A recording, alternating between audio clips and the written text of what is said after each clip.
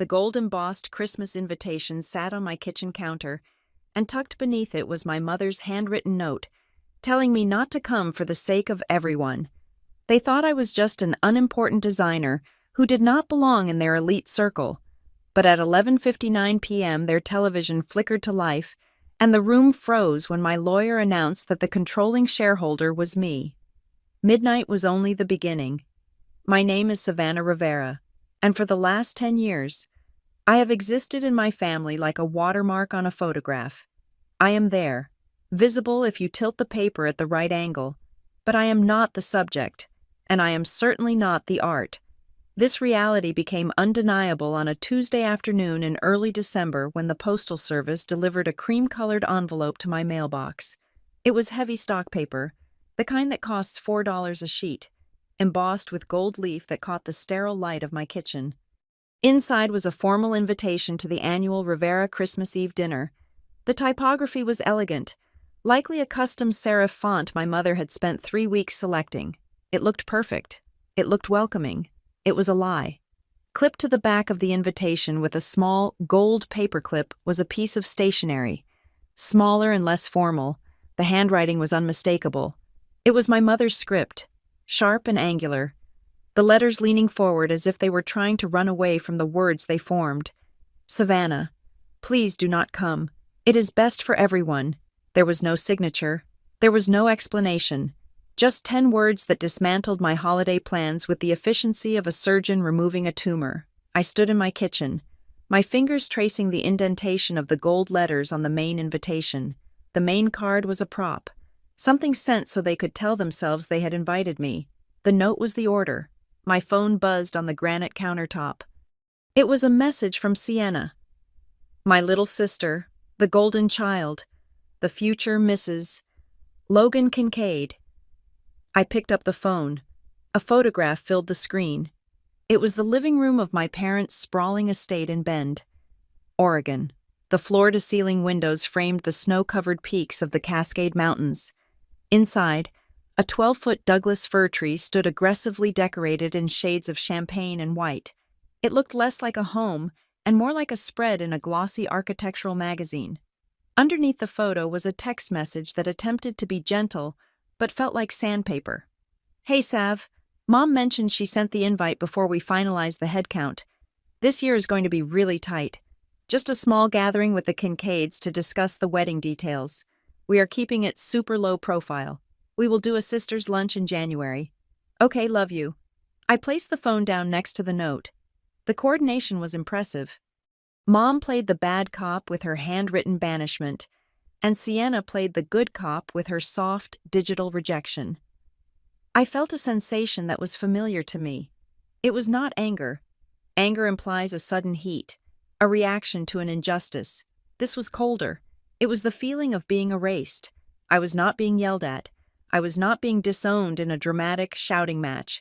I was simply being edited out of the script, because my character no longer served the plot my parents were trying to weave. For Graham and Evelyn Rivera, this Christmas was not a holiday. It was an audition. They had moved to Bend 5 years ago, flush with cash from selling their logistics company in Ohio, desperate to reinvent themselves. They traded humidity for dry mountain air, and sensible sedans for luxury SUVs that had never touched dirt. They wanted to be part of the quiet luxury set, the people who wore cashmere sweaters that cost $2,000 but had no logos. And the Kincaids were the kings of that world. The Kincaid family did not just live in Bend. They owned the soul of it. They were the founders of Kincaid Micromobility, the brand that had revolutionized green transport in the Pacific Northwest. Their electric cargo bikes were everywhere, ridden by hipsters in Portland and tech executives in Seattle. To my parents, the Kincaids were not just potential in-laws, they were the finish line. If Sienna married Logan Kincaid, my parents would finally be safe. They would be established. They would be real. Logan Kincaid was the face of that dream.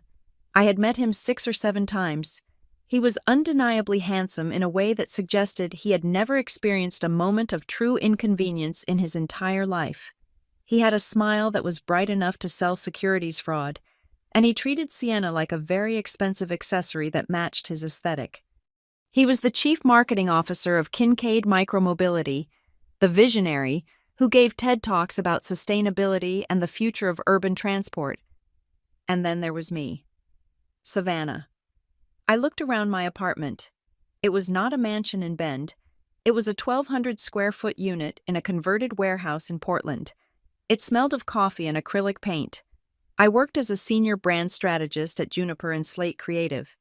I spent my days designing identities for other people, fixing their logos, clarifying their messages, and making sure the world saw them exactly how they wanted to be seen. To my parents, I was the artistic daughter, in their vocabulary. Artistic was a polite synonym for unsuccessful. They believed I lived paycheck to paycheck. They believed I drove a 6-year-old Subaru because I could not afford a Range Rover. They believed I was single because I was too difficult, too sharp, too unwilling to bend my knees to the social hierarchy they worshipped. They were wrong about almost everything. I walked over to the window and looked out at the gray Portland sky. Rain streaked the glass. My reflection ghosted back at me.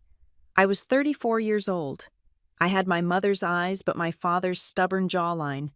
I did not look like the victim of a family tragedy. I looked tired. Yes, but steady. The truth was, I did not care about their parties. I hated the way the air in their house always smelled of cinnamon pine cones and desperation. I hated the way my father laughed too loud at Graham Kincaid's jokes. I hated watching Sienna shrink herself down to fit into the pocket of a man who loved his reflection more than he would ever love her. But this note was different. Savannah, please do not come. It was the finality of it. They were not just ashamed of me. They were afraid of me. They viewed me as a liability. They were terrified that I would say the wrong thing, wear the wrong dress, or perhaps just exist too loudly and shatter the illusion of perfection they had built for the Kincaids. They wanted a flawless tableau for Christmas Eve, and I was the cracked tile they needed to cover with a rug. I walked back to the kitchen counter and picked up the note again. I ran my thumb over the paper. There was a secret I kept in the quiet spaces of my life. It was a secret that sat in a bank account my parents did not know existed, under the name of a limited liability company they had never heard of. It was a secret born 11 years ago, nurtured in silence, and grown into something massive. My family saw a graphic designer who made decent money but lacked ambition. They saw a woman who was content to stay on the sidelines. They had no idea that I was not on the sidelines. They had no idea that I was the one who had built the stadium they were playing in. For years, I had watched Kincaid Micromobility from a distance. I knew things about their supply chain that Logan Kincaid likely did not know. I knew about the debt restructuring they had done 4 years ago. I knew about the patent disputes they had settled out of court. I knew these things not because I was a stalker, but because I was an investor. A very specific, very aggressive type of investor who hid behind layers of corporate anonymity. I had spent the last decade buying. Every time the Kincaid stock dipped because of a recall or a bad quarter, I was there. When they needed a bridge loan to cover a cash flow gap, my shell company provided it. I had done it initially to protect Sienna's future, to ensure that the empire she was marrying into did not collapse. But over time, it had become something else. It had become leverage. I looked at the note again. It is best for everyone. They thought I was the poor relation. They thought I was the stain on their reputation. They did not know that the only reason the lights were on in the Kincaid headquarters was because I had paid the bill. I opened the drawer of my kitchen island. It was the drawer where I kept things I did not need but could not throw away: batteries, rubber bands, old keys to apartments I no longer rented. I placed my mother's handwritten note inside. It lay there against the wood, white and stark. It felt like a paper cut on the webbing between my thumb and index finger. It was not a mortal wound. It was not gushing blood, but it stung. It throbbed with a low, dull ache that traveled up my arm and settled in my chest. They wanted me gone. They wanted me to be invisible so they could secure their place in the hierarchy of Bend, Oregon. They wanted to sell Sienna to the Kincaids without the embarrassment of the older, unsuccessful sister looming in the background. I closed the drawer. the sound was a sharp snap in the quiet apartment. I walked to the hallway and grabbed my coat. It was a long charcoal wool coat. Minimalist, structured, expensive. Though my mother would never recognize the brand because it did not scream its name from a logo on the chest. I was not going to stay home. I was not going to eat takeout Chinese food and watch holiday movies alone while they toasted to their success. I was going to go. I was not going to make a scene. I was not going to flip the table or throw wine in Logan's face. That was not my style. I was simply going to attend the dinner to which I had been invited. I was going to sit in the chair they did not want to offer me. I wanted to see it. I wanted to look them in the eyes. I wanted to see the exact moment they realized that I was not just a prop they could discard. I wanted to measure the distance between us. I wanted to see how far they were willing to go to keep their facade intact. And maybe, just maybe, I wanted to see if they could recognize the hand that fed them, even if that hand was currently holding a set of car keys and trembling, just slightly, with a rage that had been cold brewed for 10 years. I checked my reflection one last time. I looked calm. I looked professional. I looked like Savannah Rivera, the designer. "Okay," I whispered to the empty room. I picked up my purse and walked out the door. The drive to Bend was 3 hours through the mountains. The roads would be icy. The visibility would be poor. But I knew the way. I had been navigating treacherous paths involving my family for my entire life.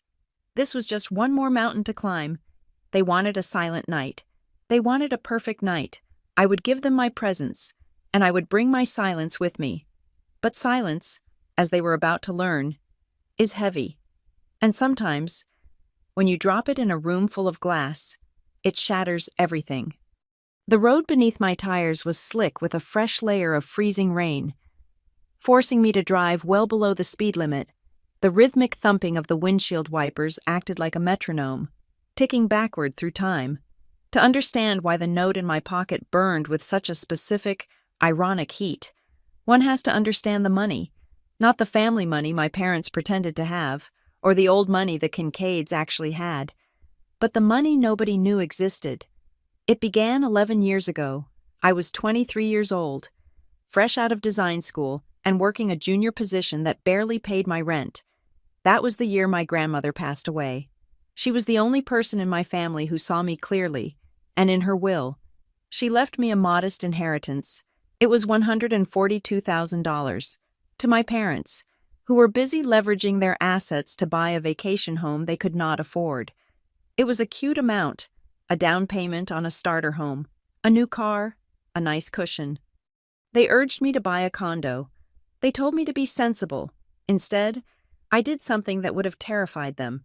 I rented a tiny studio apartment, ate instant noodles, and I started reading financial prospectuses with the same obsession I applied to typography. I was looking for something broken that deserved to be fixed. That was when I found Kincaid Micromobility. Back then, the Kincaid name did not carry the weight of royalty in Bend. They were a messy, ambitious startup that had expanded too aggressively into the Seattle market. They had a beautiful product, an electric cargo bike with a frame geometry that was years ahead of the competition, but their supply chain was a disaster. They were bleeding cash. They were drowning in debt to battery suppliers in South Korea. The financial blogs were already writing their obituary, calling them a classic case of rich kids playing manufacturing. I sat in my studio apartment at 2 a.m, illuminated by the blue glow of my laptop, and I read their filings. I read the footnotes that everyone else skipped. I looked at their patent portfolio. Specifically, I looked at a patent for a regenerative braking integration system that was wildly undervalued. The market saw a company that could not pay its bills. I saw a company that owned a piece of intellectual property that would become the industry standard within 5 years. The core was good. The management was terrible. I knew that if I bought shares under my own name, my father would find out. He would sniff out the money. Or worse, he would mock me for throwing my inheritance into a sinking ship. So I created a shield. I filed the paperwork for a limited liability company in Delaware. I named it Hawthorne Meridian LLC. It sounded boring. It sounded institutional.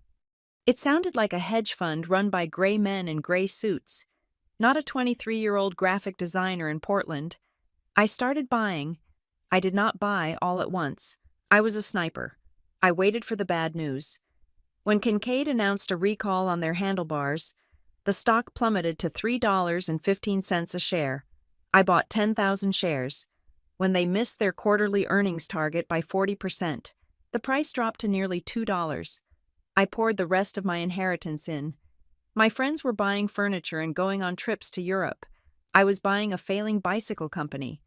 For the first 3 years, it was terrifying. There were months where Kincaid Micromobility teetered on the edge of insolvency.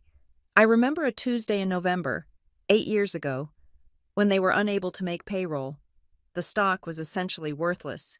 I could have lost everything, but I believed in the math. I scraped together every dollar I had saved from my design job, my bonuses, my freelance checks, and Hawthorne Meridian LLC participated in a private placement, a quiet injection of capital that kept the lights on at the Kincaid headquarters. Nobody knew it was me.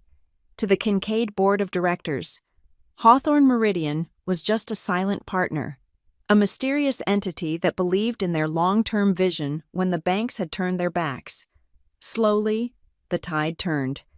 The market caught up to the technology.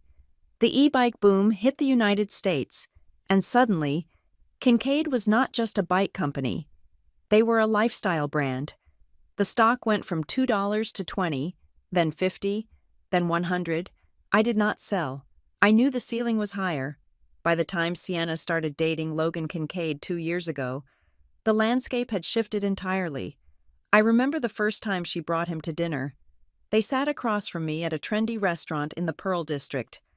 Logan was charming, talking about the company's incredible growth and their resilience in the face of market challenges.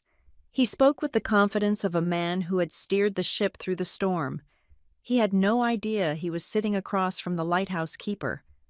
I sat there, sipping my water, listening to him explain the company's valuation to my father. My father was practically drooling, doing mental math on Logan's net worth.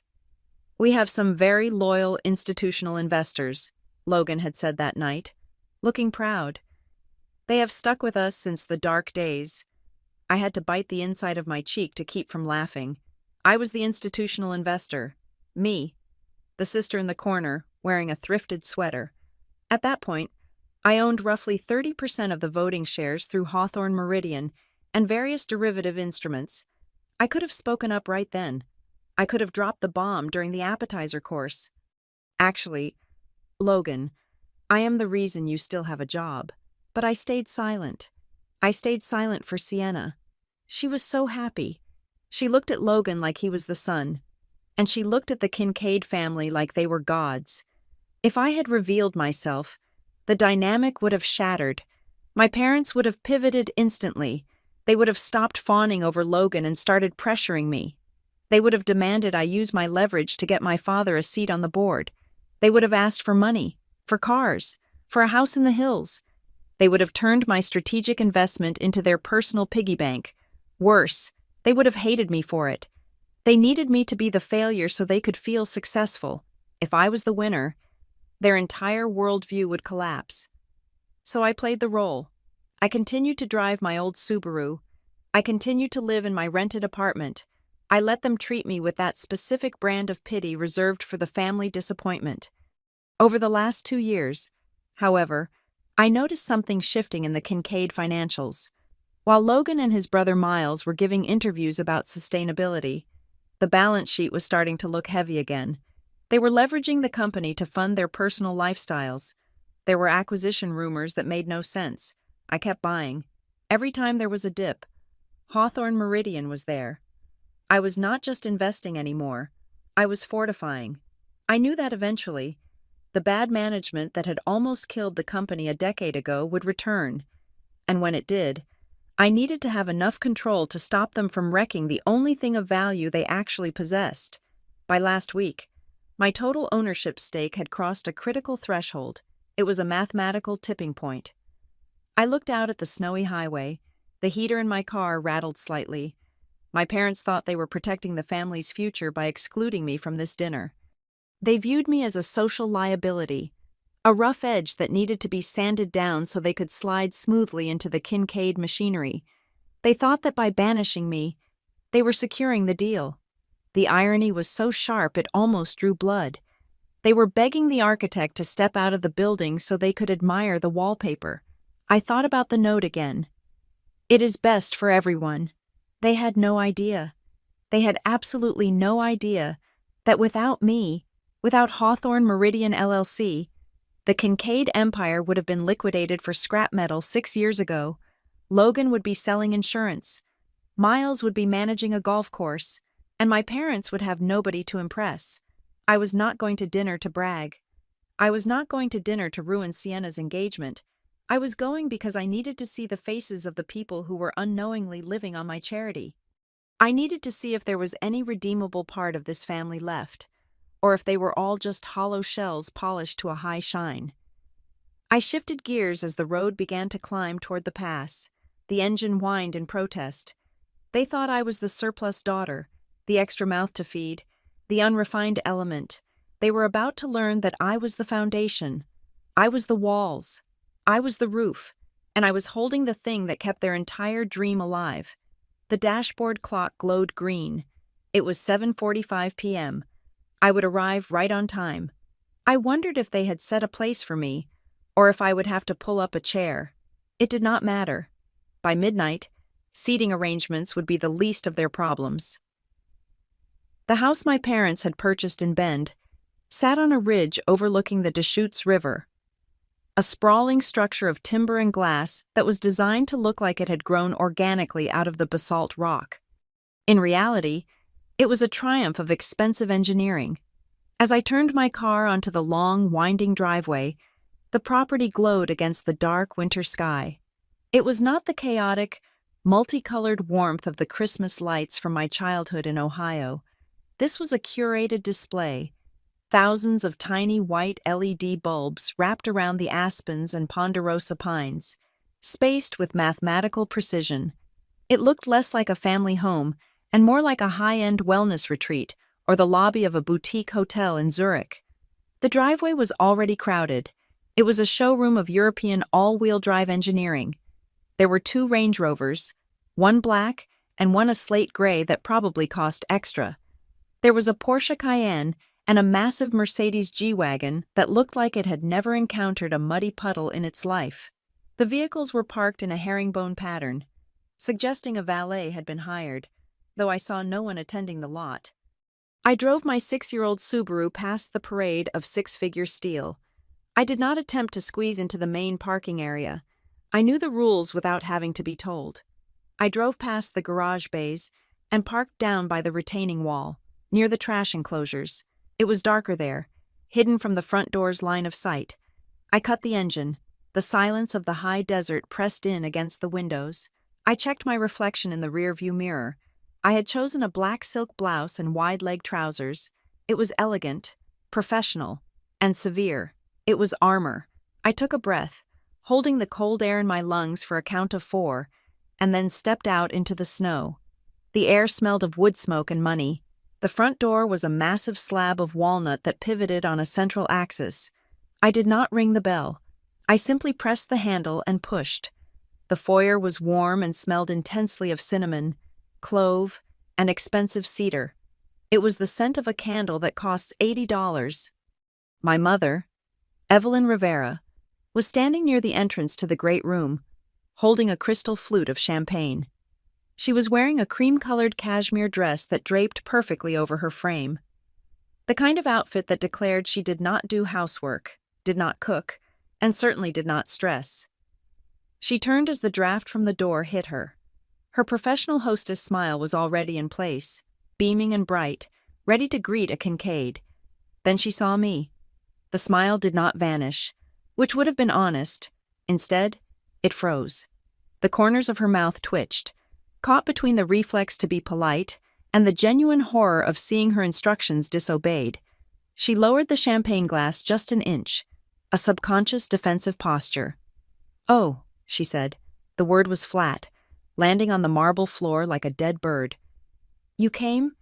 Merry Christmas, Mom," I said. My voice was steady. I did not move to hug her. I knew that if I stepped forward, she would stiffen, terrified I might wrinkle the cashmere or smudge her makeup. She blinked rapidly, her eyes darting toward the living room to see if anyone had noticed. I thought my note was clear. Savannah, we discussed that this evening was delicate. I was invited, I said, stepping fully inside and closing the door behind me. And I thought it would be rude to decline a formal invitation from my own parents. Before she could formulate a rebuttal, my father, Graham Rivera, appeared from the hallway. He looked the part of the country gentleman he was desperately trying to be. Tweed jacket, open collar, a tumbler of whiskey in his hand. When he saw me, his reaction was different from Mom's. He did not look horrified. He looked annoyed, like a manager whose employee had shown up for a shift they were not scheduled for. He walked over and extended his hand. He did not open his arms. He offered me his hand, the same way he would greet a zoning inspector or a supplier he was trying to lowball. Savannah, he said, gripping my hand firmly, we were not expecting you. Clearly, I said, releasing his hand. It was dry and warm. The house looks beautiful. Dad, it is a big night, he said, his eyes already looking over my shoulder, scanning the room for the people who actually mattered. The Kincaids are here, Miles and Logan, and their parents are arriving in 20 minutes. We need everything to be seamless. Seamless. He repeated the word as a command. Be seamless. Be invisible. Do not exist. I will be on my best behavior, I said. I walked past them into the great room. The space was magnificent, with 20-foot ceilings and a wall of glass facing the mountains. A fire roared in the stone hearth. A jazz playlist drifted softly from hidden speakers, instrumental, inoffensive, tasteful. Sienna was standing near the fireplace, laughing at something Logan Kincaid was saying. She looked radiant. She was wearing a shimmering silver dress that caught the firelight. She looked like the princess of the story, the girl who had done everything right. She turned and saw me. The laugh died in her throat. Her eyes widened, and for a split second, I saw panic. It was a heartbreaking look. It was not that she hated me. It was that she was terrified I was a variable she could not control. She looked at Logan, then back at me, calculating the damage I might cause. Then, the mask slipped back on. She walked over, her heels clicking on the hardwood. Sav, she said. She leaned in and gave me a hug that involved no contact below the shoulders. It was the air kiss hug, designed to prevent physical intimacy. I am surprised to see you. I decided to drive up, I said. I did not want to miss it. Right, she said, her voice climbing an octave. Well, it is an intimate group tonight. Logan Kincaid stepped up beside her. He was wearing a navy sweater over a crisp white shirt. He looked like he had just stepped out of a catalog for luxury sailing gear. He smiled at me, and it was a genuine, easy smile. That was the thing about Logan, he was not malicious. He was just comfortable. He had been rich for so long that he did not have the anxiety my family had. He did not need to perform. Savannah, he said, offering a hand. Good to see you. I did not know you were making the trek. Last-minute decision, I lied. Glad you are here, he said. The roads were okay. Manageable, I said. Before we could continue, my mother swooped in. She placed a hand on Logan's arm, a gesture of possession and redirection. Logan, darling, I need you to look at the wine selection for dinner. Graham is debating between the Pinot and the Cab, and we really value your palate. It was a clumsy extraction, but it worked. Logan apologized with a shrug and let himself be led away. My mother did not look at me as she guided him toward the kitchen.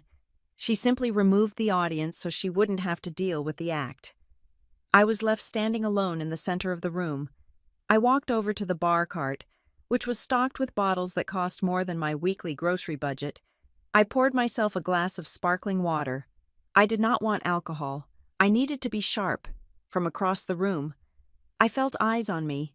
I turned, standing by the floor-to-ceiling window, away from the warmth of the fire, was Miles Kincaid. I had met Miles only twice before. He was Logan's older brother and the chief operating officer of Kincaid Micromobility. If Logan was the face, the smile, the handshake, the marketing pitch, Miles was the brain. He was darker, sharper, less classically handsome, but far more arresting. He was wearing a charcoal suit with no tie. He held a glass of dark liquor, but he wasn't drinking it. He was just holding it. He was watching me. Most people in that room looked at me and saw a disruption.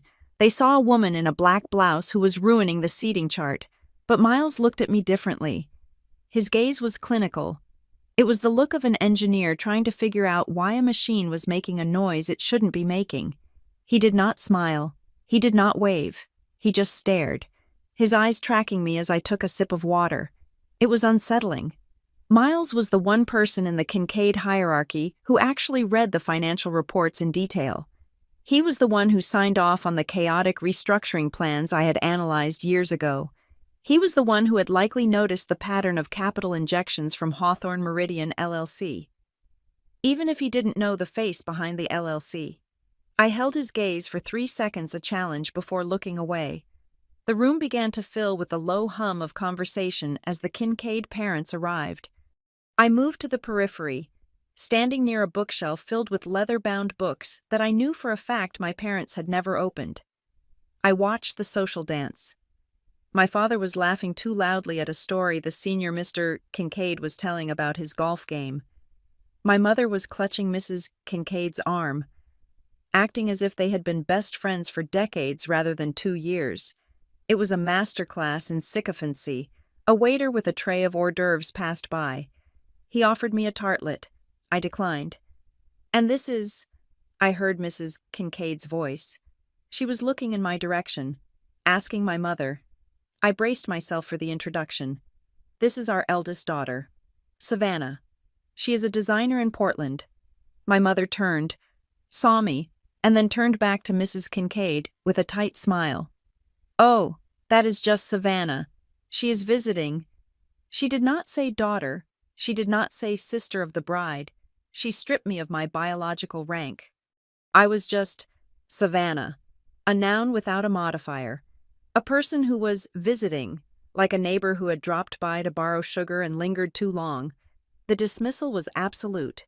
It was designed to signal to the Kincaids that I was not part of the package deal. I was not someone they needed to worry about, impress, or integrate. I was background noise.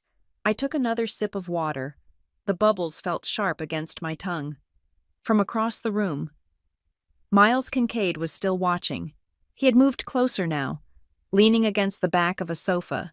He wasn't participating in the group fawning over the wedding plans. He was observing the room, and every time his eyes swept the space, they snagged on me. He knew something was wrong, not socially wrong, but structurally wrong. He was a man who understood leverage, and he was looking at me like he was trying to figure out where my center of gravity lay.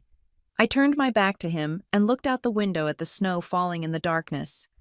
My reflection stared back, a ghost superimposed over the frozen landscape. Let them ignore me. Let them pretend I was just a visitor in my own history. Let them think I was the one out in the cold. The temperature in the room was 72 degrees, perfect and climate-controlled. But as I watched my parents desperately auditioning for the approval of the people whose company I secretly owned, I felt a chill that had nothing to do with the weather. It was the cold, hard clarity of the bottom line. They were treating me like a sunk cost. They were about to find out I was the only asset they had left. The dining room was a theater stage set for a performance I was never meant to attend. A long table made of reclaimed walnut dominated the space, illuminated by a chandelier that looked like a constellation of frozen raindrops. There were 10 high-backed velvet chairs arranged perfectly, 5 on each side. The symmetry was aggressive. It spoke of a plan that had been finalized weeks ago, a seating chart negotiated with the precision of a peace treaty. And then there was me. I stood awkwardly by the sideboard while a flustered catering staff member brought in a folding chair from the garage. They draped it in a white cloth to disguise its humble origins, but it was still lower than the others. They squeezed me in at the far end of the table, on the corner, to the left of my father.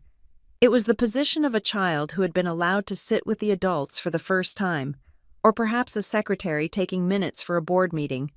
I sat down, the tablecloth bunched up against my knees.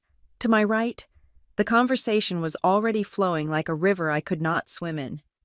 "The truffle oil is imported from a small vineyard in Piedmont," my mother was saying, gesturing to the carpaccio starter. "Graham and I found it on our trip 2 years ago. We simply had to bring a case back." I looked at the plate in front of me. It was beautiful, a piece of art. I picked up my fork. A server moved around the table with a bottle of heavy, dark red wine. He filled Graham Kincaid's glass, then my father's, then Logan's. He moved with a fluid grace, pouring with his right hand, a napkin over his left arm. He circled the table, filling Sienna's glass, then my mother's. When he reached me, the bottle was empty. He hesitated for a fraction of a second. He looked at the empty bottle, then at my empty glass, and gave me a tight, apologetic nod before walking away to the kitchen. He did not return with a new bottle. The conversation moved on. The toast happened. I raised my water glass while everyone else swirled their vintage Cabernet. It was a microaggression so subtle it was almost elegant. If I complained, I would look petty. If I asked for wine, I would look like an alcoholic. So I sat with my water, the bubbles going flat, while the table turned into an echo chamber of self-congratulation. "It is all about legacy," my father said, leaning back in his chair. He had that flush in his cheeks that came after his second drink. "You know, when Evelyn and I started our logistics firm back in Ohio, we did not have 2 nickels to rub together. We built that company on grit, pure grit. There were months where we did not know if we would make payroll, but we never took a dime of outside help. We wanted to show the girls what independence looked like." I kept my face perfectly still, slicing a piece of beef so thin it was translucent. That was a lie. I remembered the year they were talking about. I was 24. They had overextended on a fleet of trucks they did not need. The bank had called in their loan. They were not showing us independence. They were weeping at the kitchen table at 2 a.m, terrified of bankruptcy. I had wired them $15,000, my entire savings at the time, under the guise of a bonus I had supposedly received, just to help them cover the mortgage. They had taken the money, bought a new dining set 2 months later, and never mentioned it again. Now, in front of the Kincaids, that history had been sanitized. The fear was gone. The near ruin was gone. My contribution was erased. "Sienna has that same drive," my mother added, beaming at her favorite daughter. "She has always been the one to take initiative. Even as a child, she was the organizer, the leader." Sienna smiled, looking down at her lap with practiced modesty. "Oh, Mom, stop. I just liked planning parties." "No, it is true," Sienna continued, looking up at the table, her eyes sliding over me before darting away.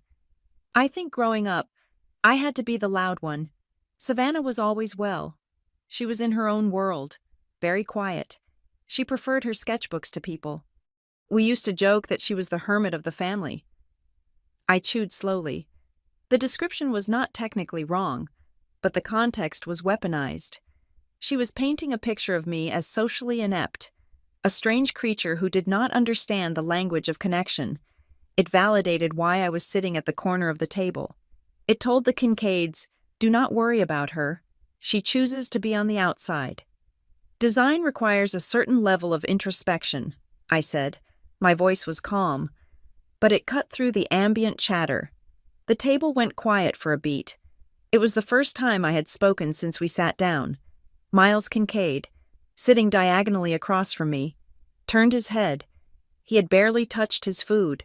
He looked bored by his parents' conversation, but when I spoke, his interest seemed to sharpen. "That is right," Miles said. His voice was deep, lacking the polished, salesman cadence of his brother Logan. "You are in branding, correct? What are you working on right now?" It was a direct question, a lifeline. Acknowledgement that I had a brain and a career. I opened my mouth to answer. I wanted to tell him about the rebranding project I was leading for a major sustainable agriculture firm in the Willamette Valley. I wanted to talk about visual hierarchy and market positioning. Oh, Savannah does freelance work, my mother interrupted. Her voice was loud, sharp, cutting across the table like a knife. Small projects, posters, local flyers, that sort of thing. But speaking of work, Miles, you must be so proud of what Sienna is doing with the Kincaid Foundation. She was telling me about the gala you are planning for the spring. I closed my mouth. The door had been slammed in my face. My career, a decade of hard work at a top agency, had been reduced to local flyers. It was not just an insult. It was a tactical maneuver. My mother was terrified that if I started talking about business, I might sound intelligent. I might sound competent. And a competent Savannah was a threat to the narrative that I was the charity case of the family. Miles did not look at Sienna. He kept his eyes on me for another long moment, his expression unreadable, before slowly turning to my mother. The gala is a significant undertaking, Miles said, his tone flat. The conversation shifted to the charity event. Millions of dollars raised for vague causes, tax write-offs disguised as altruism. I tuned it out, focusing on the movement of the silverware, the way the light hit the crystal glasses. Then, my father cleared his throat. He was ready for his big moment. This was the part of the dinner where he proved he was not just a father-in-law, but a peer. Actually, speaking of undertakings, my father said, leaning toward the senior Mr. Kincaid, I was reading up on the distribution expansion Kincaid Micromobility is launching in the European sector, the Germany deal. It is fascinating stuff. I was looking at the projected volume. The table went silent. Business was being discussed. This was the Holy Grail. It is a game changer, Logan said, puffing out his chest. We are projecting a 40% increase in total unit volume by the third quarter of next year. The German market is hungry for our cargo models. 40%, my father repeated, nodding sagely. That is incredible. That puts you at, roughly 50,000 units a quarter. Closer to 60, Logan said, smiling. We have secured the supply chain to support it. The new factory in Vietnam is already online. I stopped chewing. The fork hovered halfway to my mouth. 60,000 units. That number was wrong. I knew the production capacity of the Vietnam facility. I had reviewed the construction reports and the equipment purchase orders through my shell company 3 months ago. The factory was online. Yes, but it was operating at 30% capacity due to a delay in the lithium-ion battery controllers. The maximum output they could possibly achieve by the third quarter, assuming everything went perfectly, was 35,000 units. If they were projecting 60,000, they were lying. But who were they lying to? I looked at Logan. He looked confident. He believed the number. I looked at the senior Kincaids. They looked proud. They believed the number. I looked at my father. He was just repeating what he had been told, happy to be in the inner circle. Then I looked at Miles. He was not looking at his brother. He was not looking at his parents. He was looking at me. He had seen me pause. He had seen the fork stop in midair. He had seen the tiny, almost imperceptible frown that had creased my forehead when Logan said, 60,000. In that split second, a silent communication passed between us across the centerpiece of winter roses and pine. He knew that I knew. I lowered my fork to the plate. The metal made a soft clink against the china. Why would they inflate the numbers by nearly double a discrepancy that large was not in rounding error? It was fraud. It was a pump-and-dump scheme, or a desperate attempt to secure a line of credit before the quarter closed. If they were claiming 60,000 units to their lenders, and they could only deliver 35, the stock was going to crash when the audit happened. My stomach turned. My parents were mortgaging their dignity to buy into a family that was potentially sitting on a financial time bomb. They were treating this dinner like a coronation, unaware that the kingdom might be made of papier-mâché. It is a bold strategy, I said. The words slipped out before I could stop them. The table froze again. Excuse me, Logan asked, his smile faltering slightly.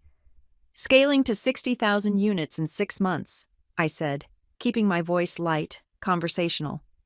That is a very aggressive ramp-up curve, especially considering the global shortage of semiconductor controllers for the battery management systems. Most of the industry is facing a 12-week lead time.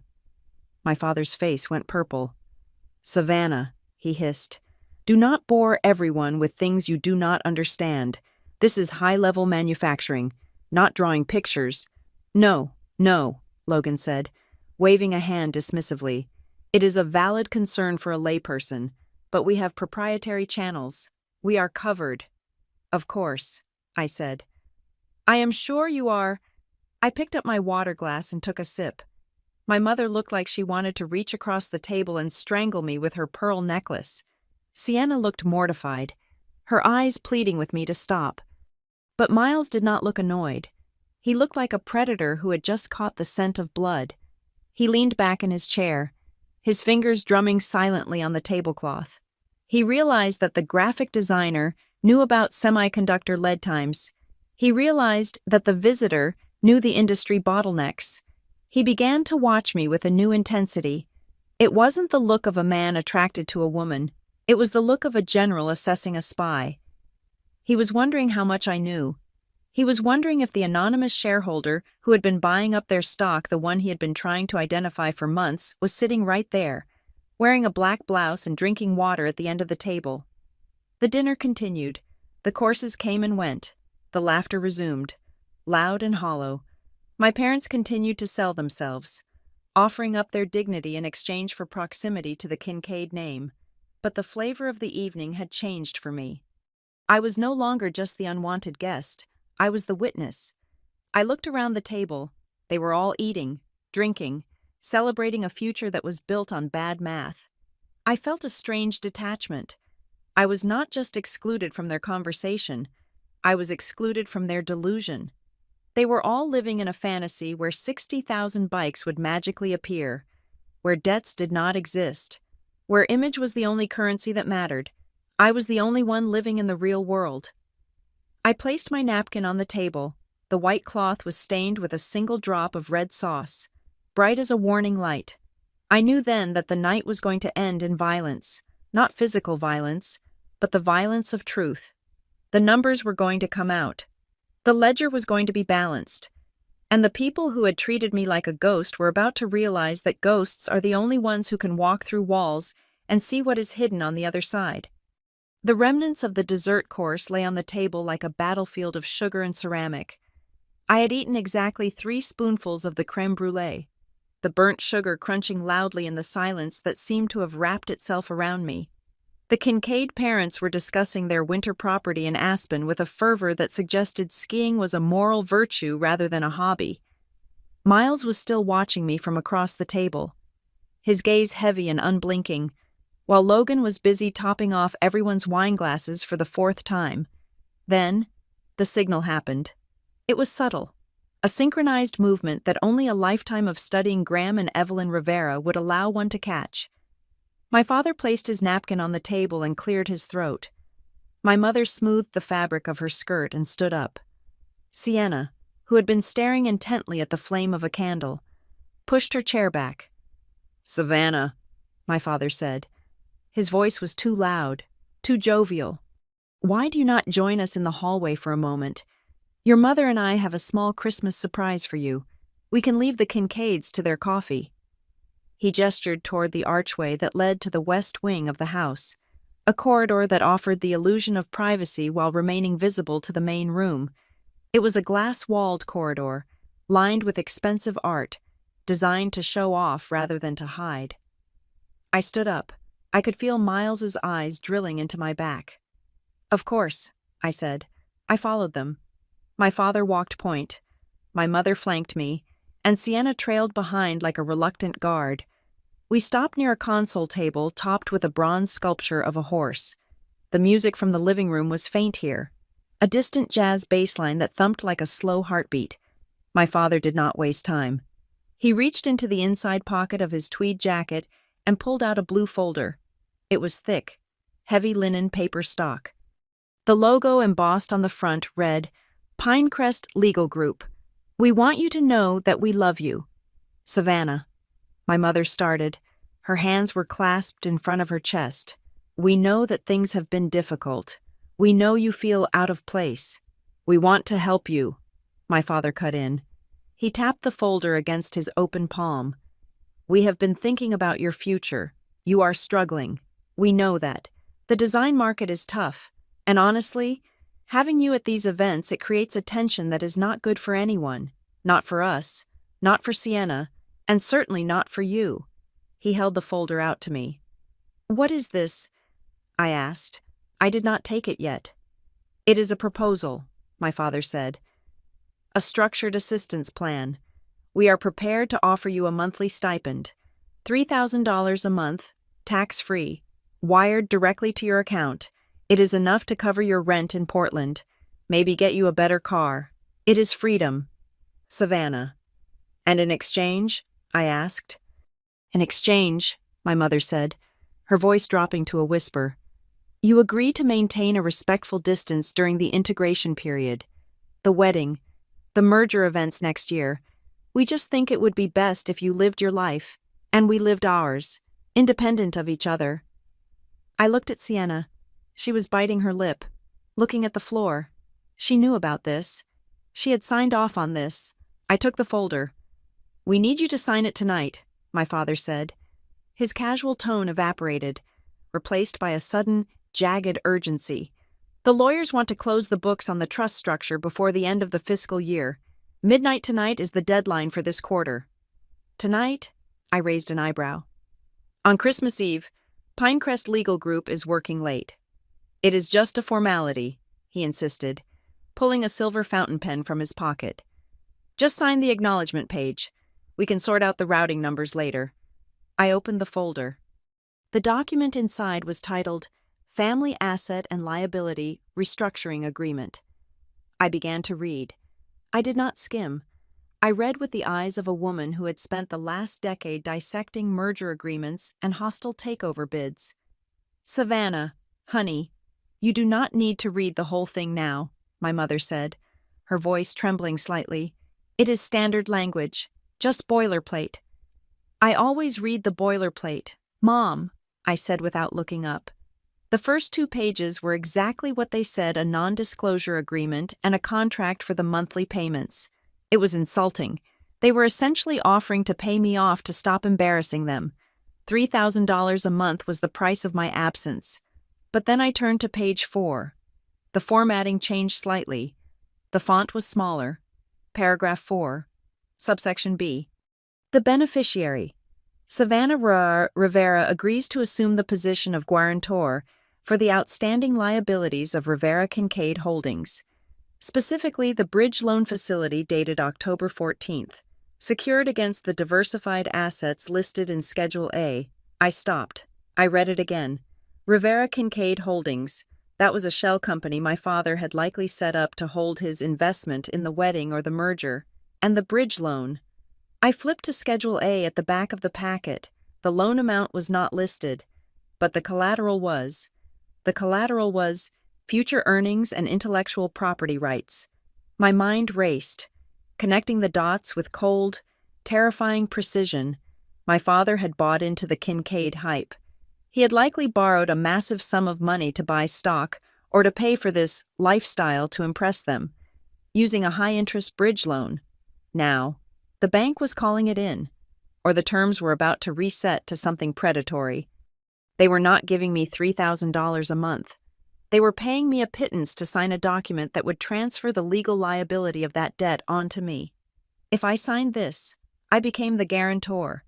When the loan defaulted, which it absolutely would, given the false production numbers I had heard at dinner, the creditors would not come after my father. They would not come after the Kincaids.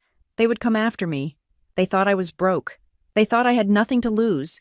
They probably figured I would declare bankruptcy, ruin my credit for 7 years, and the debt would vanish. They were using me as a human shield to protect their credit rating and their standing with the Kincaids.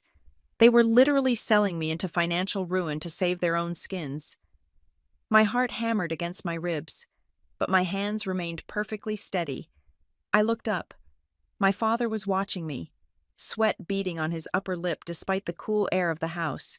He looked terrified. Not for me, but for himself. He needed that signature. He needed a patsy. "It is a generous offer, Savannah," he said. "Please, Just sign it so we can go back to the party." I looked past him, through the glass wall of the hallway. Miles Kincaid was standing near the entrance to the living room. He was not drinking. He was leaning against the door frame, his arms crossed. He was looking directly at us. He could not hear the words, but he saw the folder. He saw the pen, and he was smiling. It was a small, tight smile, a smile of recognition. He knew what was in that folder. Suddenly, the picture became even clearer. Miles was the one who had engineered this. He must have pressured my father about the buy-in money.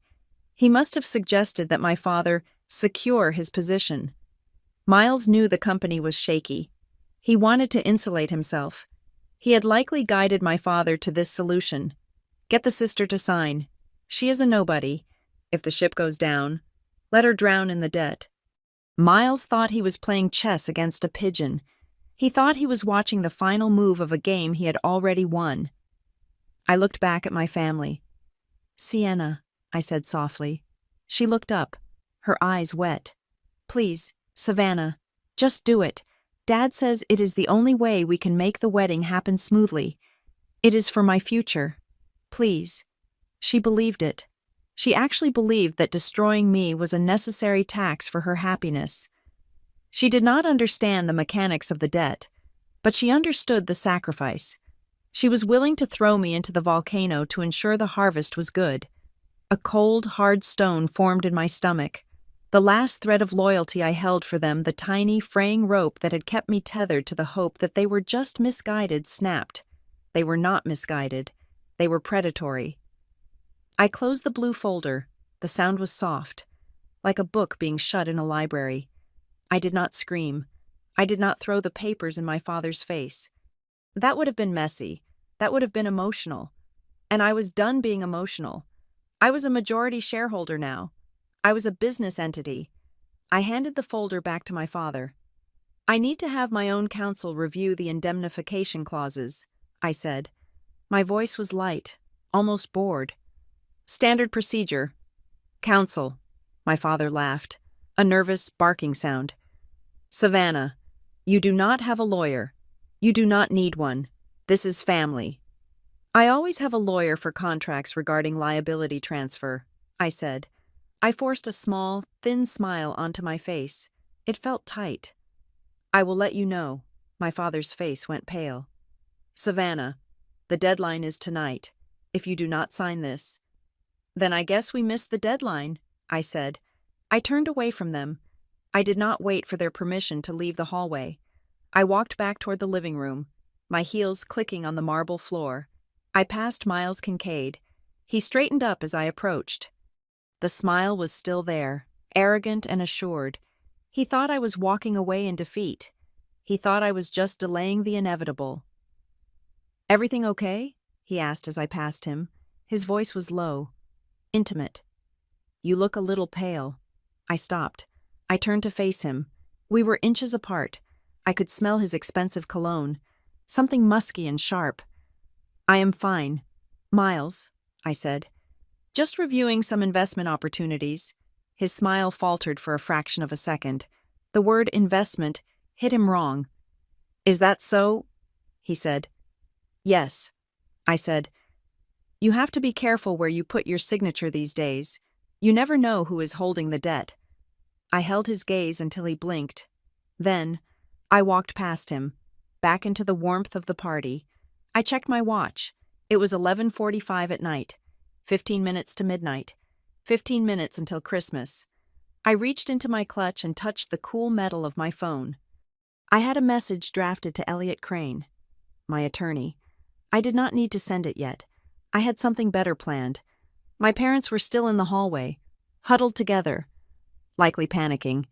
Sienna was probably wiping her eyes, fixing her makeup so she could come back out and play the happy bride.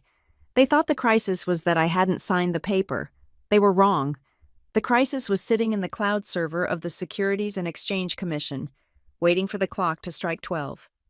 I walked over to the fireplace and warmed my hands. I felt calm. It was the calm of a demolition expert who has already set the charges and is just walking toward the bunker to press the button. They wanted me to be a shield. I was not a shield. I was the bomb. I paused at the edge of the living room, my hand resting on the cool plaster of the wall. My father was still hovering near the hallway entrance, his face a mask of anxious perspiration. He needed a sign. He needed to know that his plan to offload his financial ruin onto his eldest daughter was working. I turned back to him. I did not smile, but I softened the tension in my shoulders just enough to simulate resignation. "Let me think about it," I said, my voice pitched low enough that only he and my mother could hear. "I need 10 minutes. Just let me clear my head." The relief that washed over Graham Rivera's face was pathetic. He nodded vigorously, looking like a man who had just been granted a stay of execution. "Of course. Savannah, take your time. We will be right here." I walked past him, heading not toward the front door, but toward the powder room tucked under the main staircase.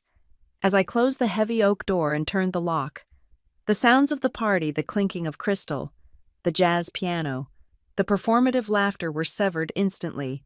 The bathroom was a sanctuary of black marble and gold fixtures. It was designed to impress guests, but right now, it was my war room. I turned on the faucet, letting the water run in a steady, loud stream to mask my voice. Then, I pulled my phone from my clutch. My hands were not shaking. A strange, glacial calm had settled over me. I dialed Elliot Crane. Elliot was not a family lawyer. He was a corporate shark who specialized in mergers, acquisitions, and hostile takeovers. He was the kind of attorney you hired when you wanted to burn a village to save a castle. It was Christmas Eve, but I knew he would answer. I paid him a retainer of $5,000 a month specifically for his availability. "Rivera." His voice came through the speaker after one ring. He sounded awake, alert. "Merry Christmas.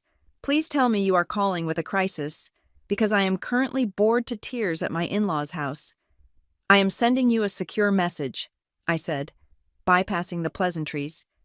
"I need you to run a search on a specific entity immediately. Rivera Kincaid Holdings, and cross-reference it with a bridge loan facility originating around October 14th of this year." "On it," Elliot said. I heard the distinct clatter of a keyboard in the background. "Give me 60 seconds. What am I looking for?"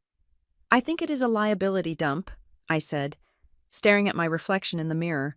My lipstick was still perfect. "My parents just tried to pressure me into signing a restructuring agreement. They want to pay me a stipend in exchange for becoming the guarantor on a debt secured by future earnings. They called it a formality." "That is not a formality, Savannah," Elliot said, his voice dropping an octave. "That is a trap door." I waited. The water continued to rush into the sink. "Here we go," Elliot said. "Rivera Kincaid Holdings, registered in Nevada. Sole managing member is Graham Rivera.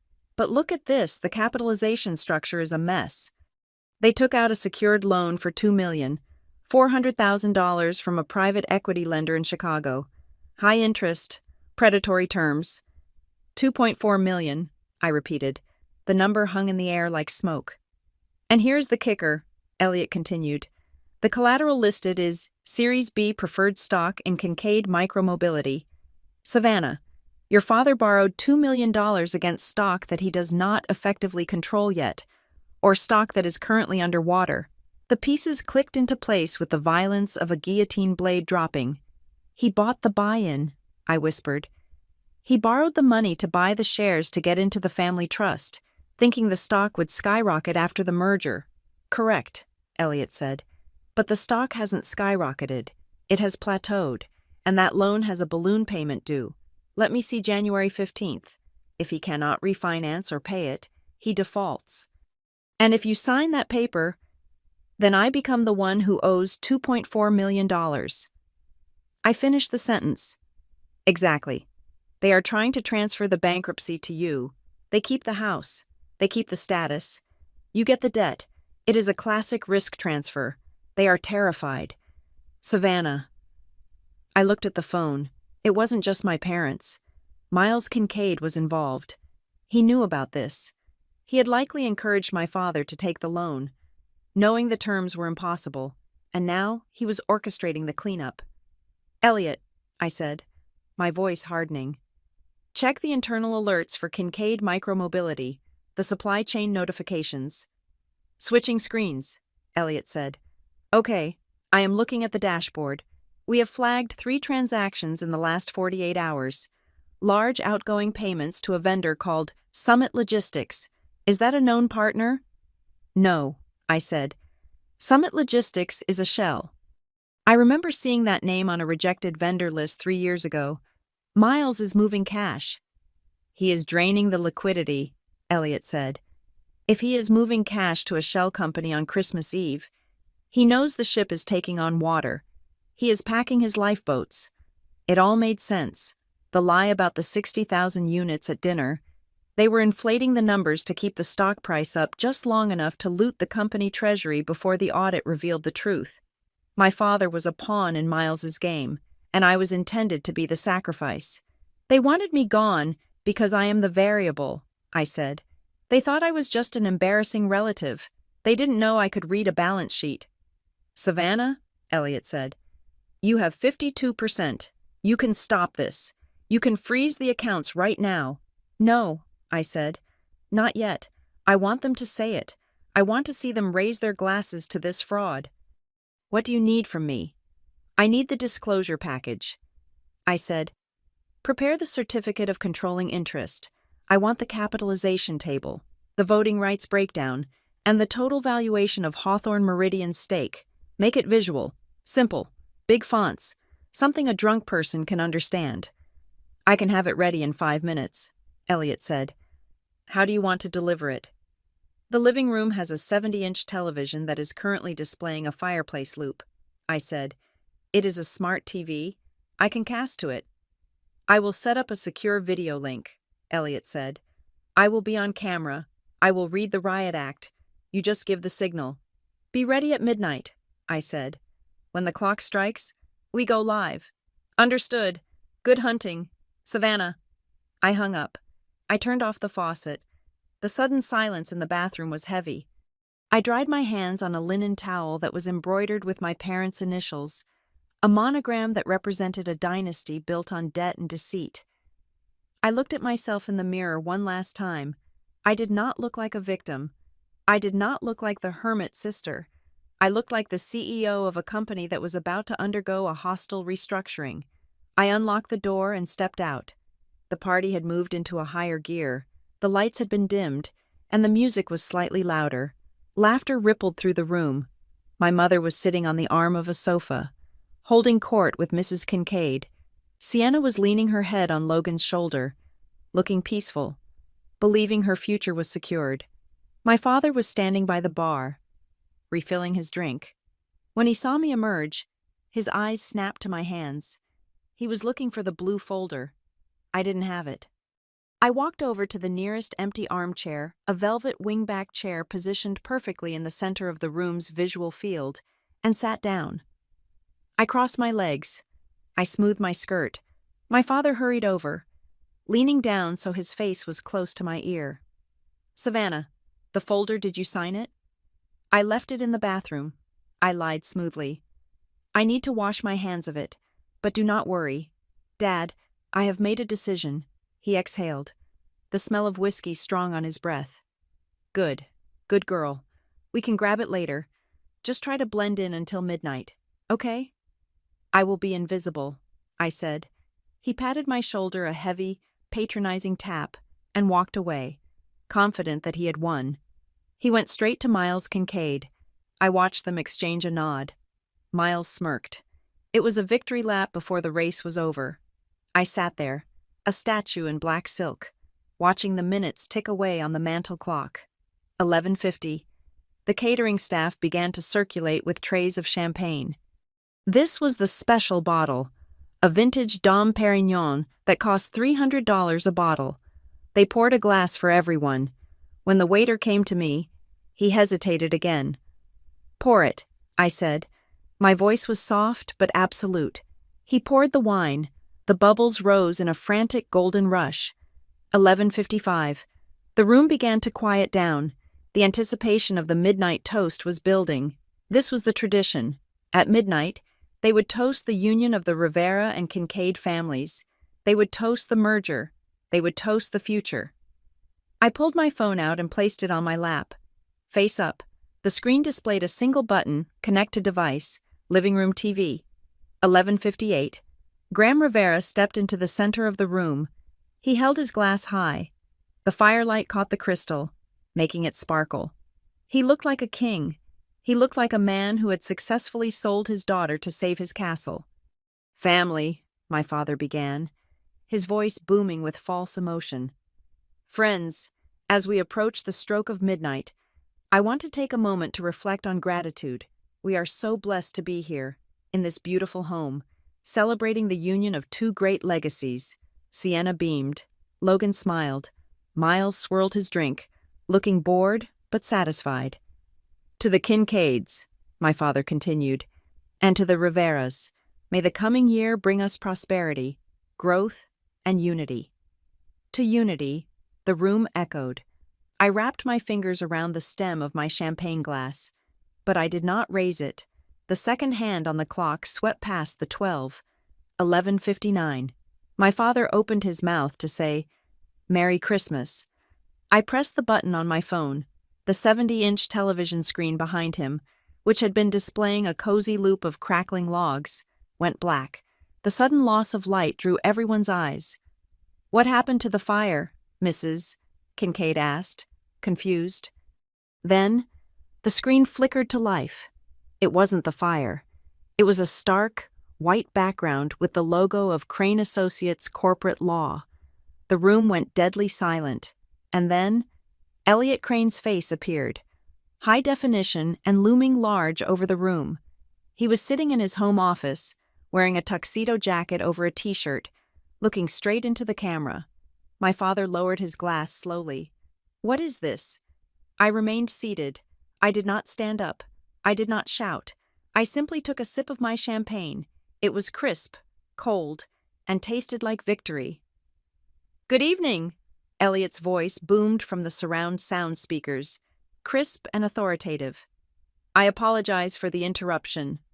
The trap was sprung. The quiet luxury was about to get very loud.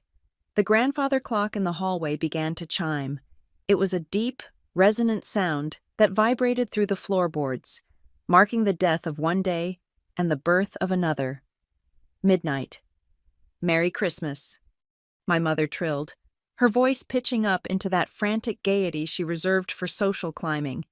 "To the Kincaids," my father bellowed, raising his glass of vintage champagne so high the liquid sloshed over the rim and ran down his fingers. "To the future." The room was a chorus of agreement. 10 crystal flutes were poised to clash in the air. The energy was manic, a collective delusion that if they just toasted hard enough, the lies would become truth. I stood up. I did not slide my chair back quietly. I pushed it. The wooden legs screeched against the hardwood floor.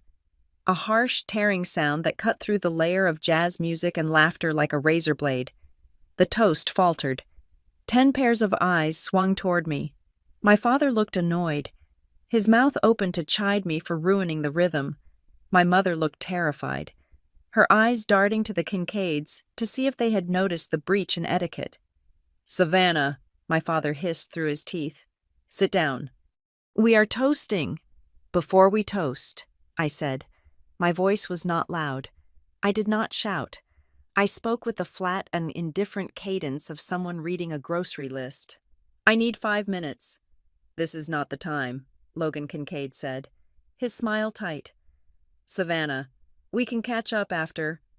I said, "I need 5 minutes." I interrupted him. I did not look at Logan. I looked at the 70-inch television screen mounted above the fireplace. I tapped the screen of my phone. The image of the crackling Yule log vanished. The room plunged into a momentary, confused gloom as the light source disappeared. Then, the screen flashed white. It was blindingly bright in the dim room. A face appeared. Elliot Crane sat in his home office, framed by bookshelves. He was not smiling. He looked into the camera lens with the boredom of a man who had done this 1,000 times, and the intensity of a man who enjoyed it every single time. "Good evening," Elliot said. His voice was amplified by the surround sound system. booming from the corners of the room. My name is Elliot Crane. I am acting as General Counsel for Hawthorne Meridian Limited Liability Company. The silence in the room was absolute. It was a vacuum. You could hear the snow hitting the window panes. Hawthorne Meridian. Miles Kincaid repeated the name. It was a whisper, but it carried. He stepped forward, his eyes narrowing. He knew that name. He had been fighting that name for 3 years. Pursuant to the shareholder bylaws of Kincaid Micromobility, Elliot continued, ignoring the interruption. And following the close of the automated trading execution at 11:59 p.m. Pacific Standard Time, I am here to formally notify the board of a change in control. My father's hand began to tremble. The champagne in his glass rippled. He looked at the screen, then at Miles, then at me. He did not understand. He thought this was a prank. He thought this was some sort of televised news report. As of 60 seconds ago, Elliot said, Hawthorne Meridian LLC has exercised its convertible warrants and executed a block purchase of all outstanding Class B voting shares. A graphic appeared on the screen next to Elliot's head. It was a pie chart. It was simple. It was brutal. One massive slice of the pie was colored a deep, aggressive crimson. The current ownership stake of Hawthorne Meridian LLC in Kincaid Micromobility is now 52.1%, Elliot stated. The number hung in the air. 52.1%, majority, control, ownership. This is impossible, Logan said. He laughed, a short, nervous bark. That is not possible. We have safeguards. You had debt, Elliot corrected him calmly. And you had a liquidity crisis that you tried to solve by selling equity derivatives to anonymous buyers. Those buyers were us. The screen changed again.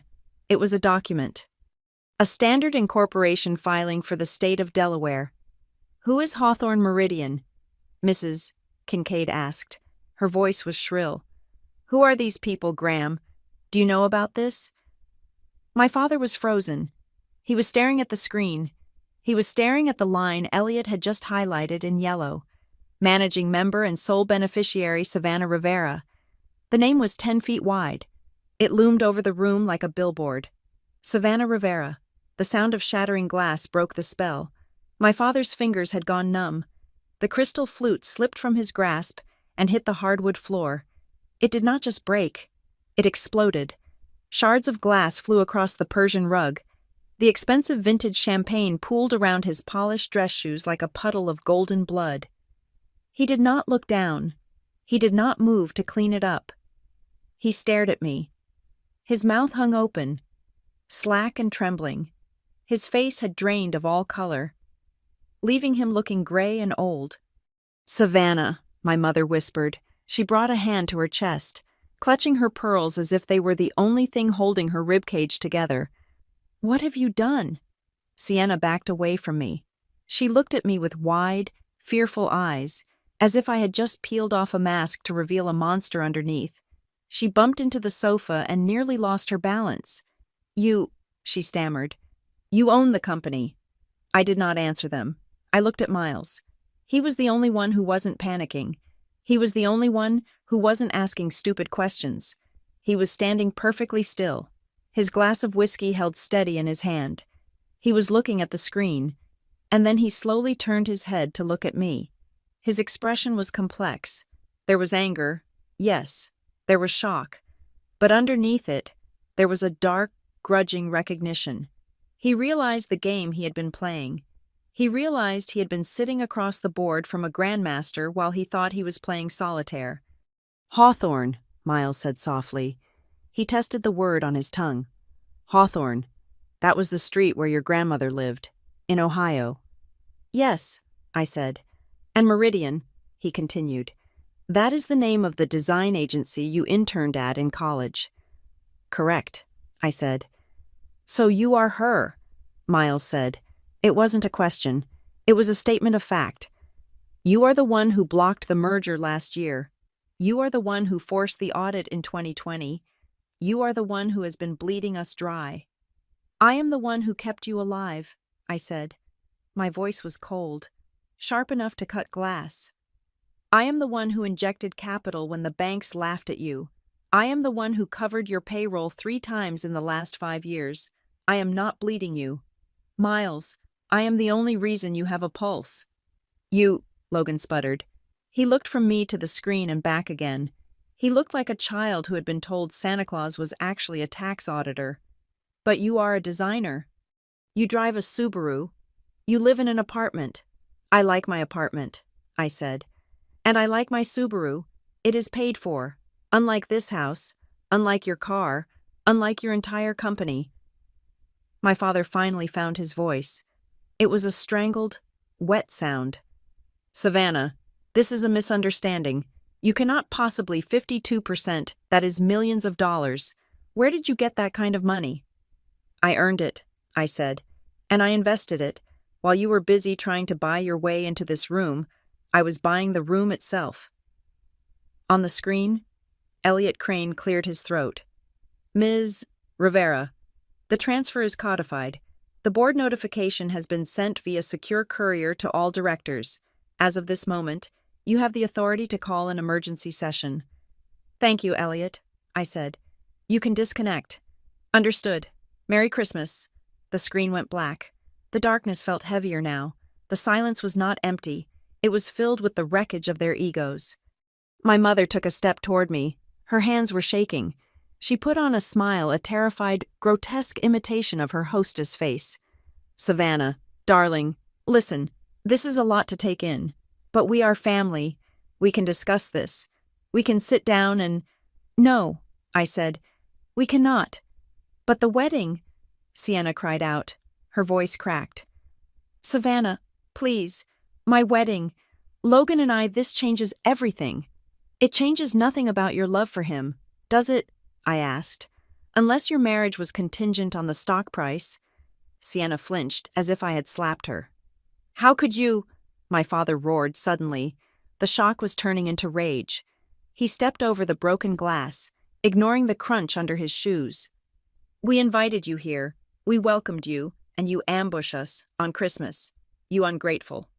Ungrateful. I laughed. It was a dry, humorless sound. You invited me here to sign a liability waiver. Dad, you invited me here to take the fall for a $2 million debt you cannot pay. You invited me here to be your garbage disposal. My father stopped. His face went white again. He knew I knew. I did not sign your folder, I said. And I am not going to pay your debt. That loan is personal to you. But the company is mine, and I am going to run it the way it should have been run 10 years ago, without the fraud, without the inflated numbers, and without the parasites. I looked at Miles. Expect the audit team on Tuesday, 8 in the morning. Have the books ready. The real books. Miles did not blink. He raised his glass to me in a mock salute. Well played, Savannah. I turned away from them.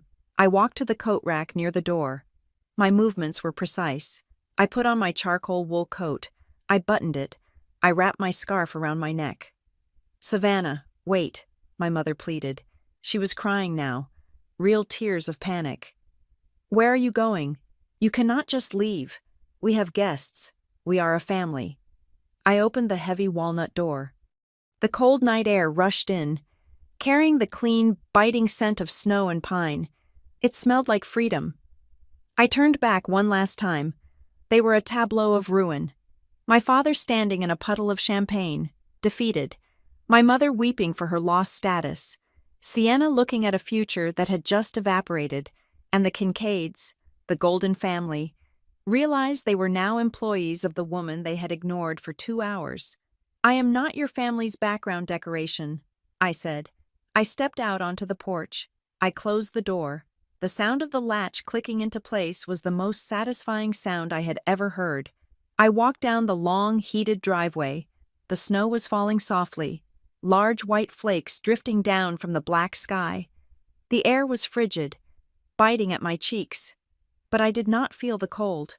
I felt a fire burning in my chest, bright and hot. I reached my car. I looked back at the house. It glowed on the hill, a beacon of warmth and light. But I knew it was cold inside. I got into my Subaru. I started the engine. I did not look back as I drove away, leaving the tire tracks in the fresh snow as the only signature I needed to leave behind. The silence of the snowy road was a lie. Inside the cabin of my car, the air was vibrating. It was not the engine, and it was not the heater. It was my phone. I had thrown it onto the passenger seat after leaving the driveway, and for the last 20 minutes, it had been lighting up the dark interior like a strobe light in a nightclub. Buzz, flash, buzz, flash. I did not look at it. I kept my eyes on the winding road that led back down the mountain toward the center of Bend. The adrenaline that had sustained me through the midnight revelation was beginning to metabolize into a cold, hard exhaustion. My hands on the steering wheel were steady, but my mind felt like a browser with too many tabs open. I pulled into the parking lot of the Oxford Hotel. I had booked a suite there 2 days ago, anticipating that I would not be welcome or would not want to stay at my parents' house. It was another expense my parents would have called wasteful, but right now, it felt like the best investment of the year. I gathered my purse and the phone. I finally looked at the screen.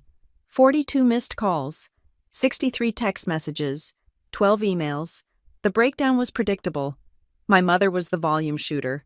She had called 20 times. My father was the texter, firing off short, panicked bursts. Sienna was the emailer, likely drafting long, tear-stained paragraphs on her iPhone Notes app before hitting send. I rode the elevator to the 4th floor, the phone still buzzing in my hand. I did not answer. I walked into my room, locked the door, and threw the device onto the bed. I poured myself a glass of water from the tap and sat down in the armchair by the window, watching the snow fall over the sleeping town. Only then did I pick up the phone to survey the damage.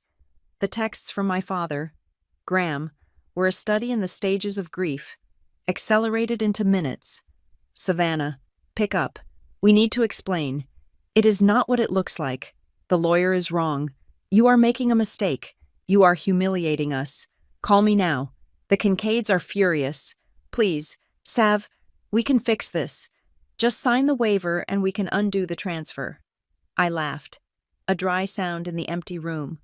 Undo the transfer. He still did not understand. He thought this was a transaction he could void with a refund receipt. He did not grasp that Hawthorne Meridian was not a glitch. It was the new reality. My mother's messages were purely emotional manipulation. I cannot believe you did this to your sister. After everything we have done for you, you have ruined Christmas. I hope you are happy. Mrs. Kincaid is having palpitations. If anything happens to her, it is on you. I scrolled past them. They were noise. They were the desperate thrashing of people who realized their social currency had just been devalued to zero. Then, I saw a message from a number I did not have saved, but I recognized the area code. It was time-stamped 12:15 in the morning. We should talk, privately, tonight. M. Miles. Of course, while my parents were hyperventilating and Sienna was crying, Miles Kincaid was already looking for the back door. He did not want to scream at me. He wanted to negotiate. He wanted to see if I had a price. He was a shark recognizing another shark in the water. I did not reply. Let him sweat. Let him wonder if I was going to liquidate the assets or sell the company to a competitor. Uncertainty was a more powerful weapon than any threat I could type. My phone rang again. This time, the caller ID said Logan Kincaid. I hesitated. Logan was the innocent bystander in this car crash. He was the golden retriever of the family, loyal, pleasant, and completely unaware of the violence required to keep his bowl full. I swiped right and put the phone to my ear. Savannah. His voice was breathless, panic fraying the edges of his usual smooth baritone. Thank God. I thought you blocked us all. I am screening calls. Logan, I said calmly. It has been a long night. Savannah, you have to tell me this isn't real, he said. The TV thing, the 52%, my dad is losing it. He is saying you stole the company. He is saying it is a hostile takeover. It was a purchase. Logan, I said. Open market transactions, convertible debt. It is all legal. You can have your lawyers check the filings on Tuesday. But why? He asked. Why didn't you tell me I am marrying your sister? We are family. Are we? I asked. I did not feel like family when I was sitting at the children's table tonight. I did not feel like family when I was handed a folder that would have bankrupted me. There was a silence on the line. Then, Logan spoke, his voice dropping to a whisper. I saw the folder, he admitted. After you left, Miles left it on the table. I looked at it. And it looks like a debt transfer, Logan said, sounding sick. $2.4 million. Savannah, is it true? Is that what your dad owes? That is what your brother and my father cooked up, I said. Your brother lent my father the money to buy into the family trust, knowing my father couldn't pay it back. The plan was to make me the guarantor. When the loan defaulted, I would take the fall, and Miles would likely seize my parents' assets anyway. Miles did that, Logan asked. But he runs the finance division. He told me the company was debt-free. Logan, I said, the company is leveraged to the hilt. Why do you think I bought it? Someone had to stop the bleeding before there was nothing left to inherit. I don't believe it, Logan said. Miles said we were just moving assets to protect them from market volatility. Is that what he calls it? I asked. Moving assets. A notification popped up on my laptop screen, which was open on the desk. It was a red alert from the secure server I had set up with Elliot. System alert. Unauthorized access attempt. User level admin. Location Bend, Oregon. IP address 192.168.1.55. I put Logan on speaker and typed quickly. Logan, I said, is Miles at the house right now? Yeah, Logan said. He is in the study. He locked the door. He said he is handling damage control. He is not handling damage control, I said, watching the code scroll across my screen. He is trying to access the master shareholder database, and yes, there it is. He is initiating a transfer of intellectual property rights to a holding company in the Caymans. What? He is trying to steal the patents. Logan, I said. He knows I have control of the stock, so he is trying to gut the company of its value before I can lock him out. He is stealing the battery technology. He wouldn't, Logan stammered. He is doing it right now, I said. If he succeeds, Kincaid Micromobility becomes a shell. The stock becomes worthless. Your inheritance becomes zero. And my parents will still owe that $2 million, but now they will have no way to pay it. What do I do? Logan asked. The panic was gone, replaced by the hollow realization of betrayal. Nothing, I said. I anticipated this. The system is a honeypot. He thinks he is transferring files, but he is just copying encrypted gibberish. I am logging his keystrokes. Every click is evidence. Savannah, Logan said, his voice cracking. I am sorry. I didn't know. I know you didn't, I said softly. Go be with Sienna. She is going to need you. I hung up. I looked at the laptop screen. Miles was persistent. He was trying password after password, likely sweating through his dress shirt in that mahogany-paneled study. I let him try for another minute, building the log file, before I executed the command Elliot and I had prepared. Lockout Protocol Alpha. Revoke all admin privileges. Freeze assets. Somewhere in the house on the hill, a computer screen just went black. Miles Kincaid was probably screaming right now. I sat back in the chair. My heart was beating a little faster. But not from fear. It was the thrill of the hunt. They weren't just apologizing. They were counterattacking. Miles was trying to rob the bank on his way out the door. It confirmed everything I suspected. There was no morality here. There was only leverage. My phone pinged with an email from Sienna Rivera. Subject, please read. I opened it. It was long. It was rambling. But the core of it was in the second paragraph. Sav, I know you are angry. And you have every right to be. But please understand, I was stuck in the middle. I knew Mom and Dad were desperate. I knew they borrowed money. And yes, I knew there was a secret investor. I heard Miles talking about a mystery shareholder months ago. I suspected it might be you. I saw the way you looked at the financial news when we were kids. You were always the smart one. I stopped reading. She suspected. She knew. But I couldn't say anything. The email continued. If I told them it was you, Dad would have freaked out. He would have ruined the engagement. He would have made it impossible for me to marry Logan. I just wanted one day.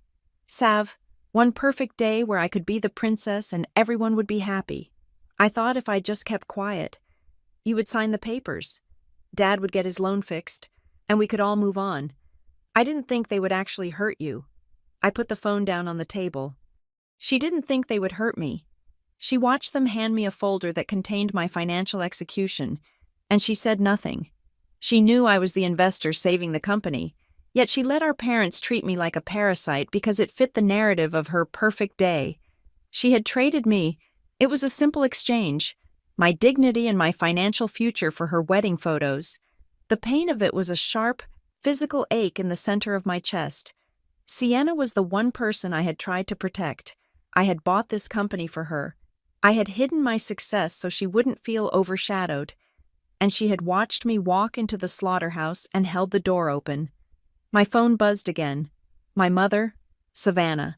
You need to think about what this looks like to the neighbors. The rumors are already starting. We could lose the club membership. We could lose the house. Please, be reasonable.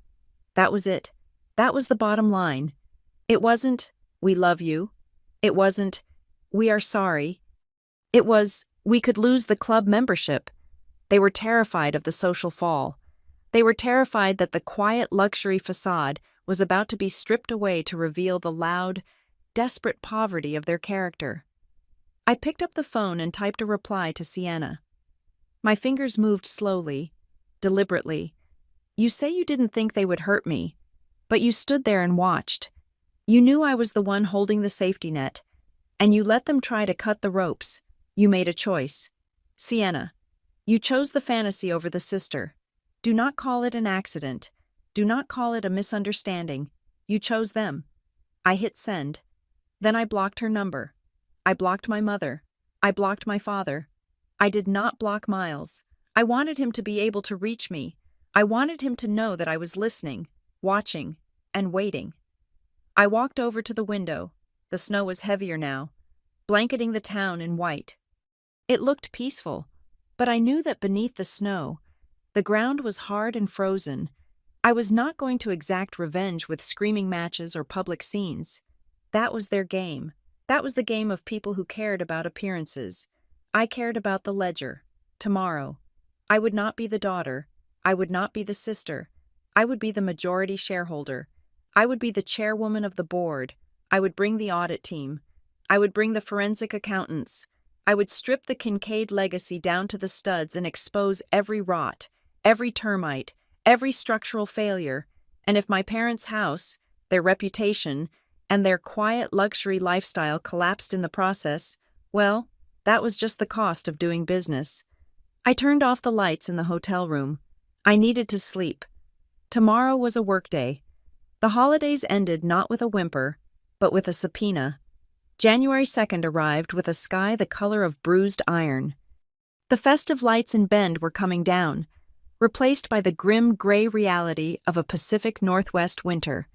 While my family had spent the week between Christmas and New Year's trying to call my bluff, leaving voicemails that ranged from tearful apologies to veiled threats about legal action, I had been busy building a fortress. I sat in a rented conference room at the Oxford Hotel, a space that smelled of lemon polish and stale coffee. Across from me, Elliot Crane was typing furiously on his laptop. We were not operating in the shadows anymore. The time for anonymous shell companies was over. The notice has been served, Elliot said, hitting the enter key with a satisfying clack. Extraordinary General Meeting of the Board of Directors, scheduled for tomorrow, January 3rd, at 9 a.m. Location Kincaid Micromobility Headquarters. Did they acknowledge receipt? I asked. I was reviewing a stack of printouts, highlighting discrepancies in the inventory reports.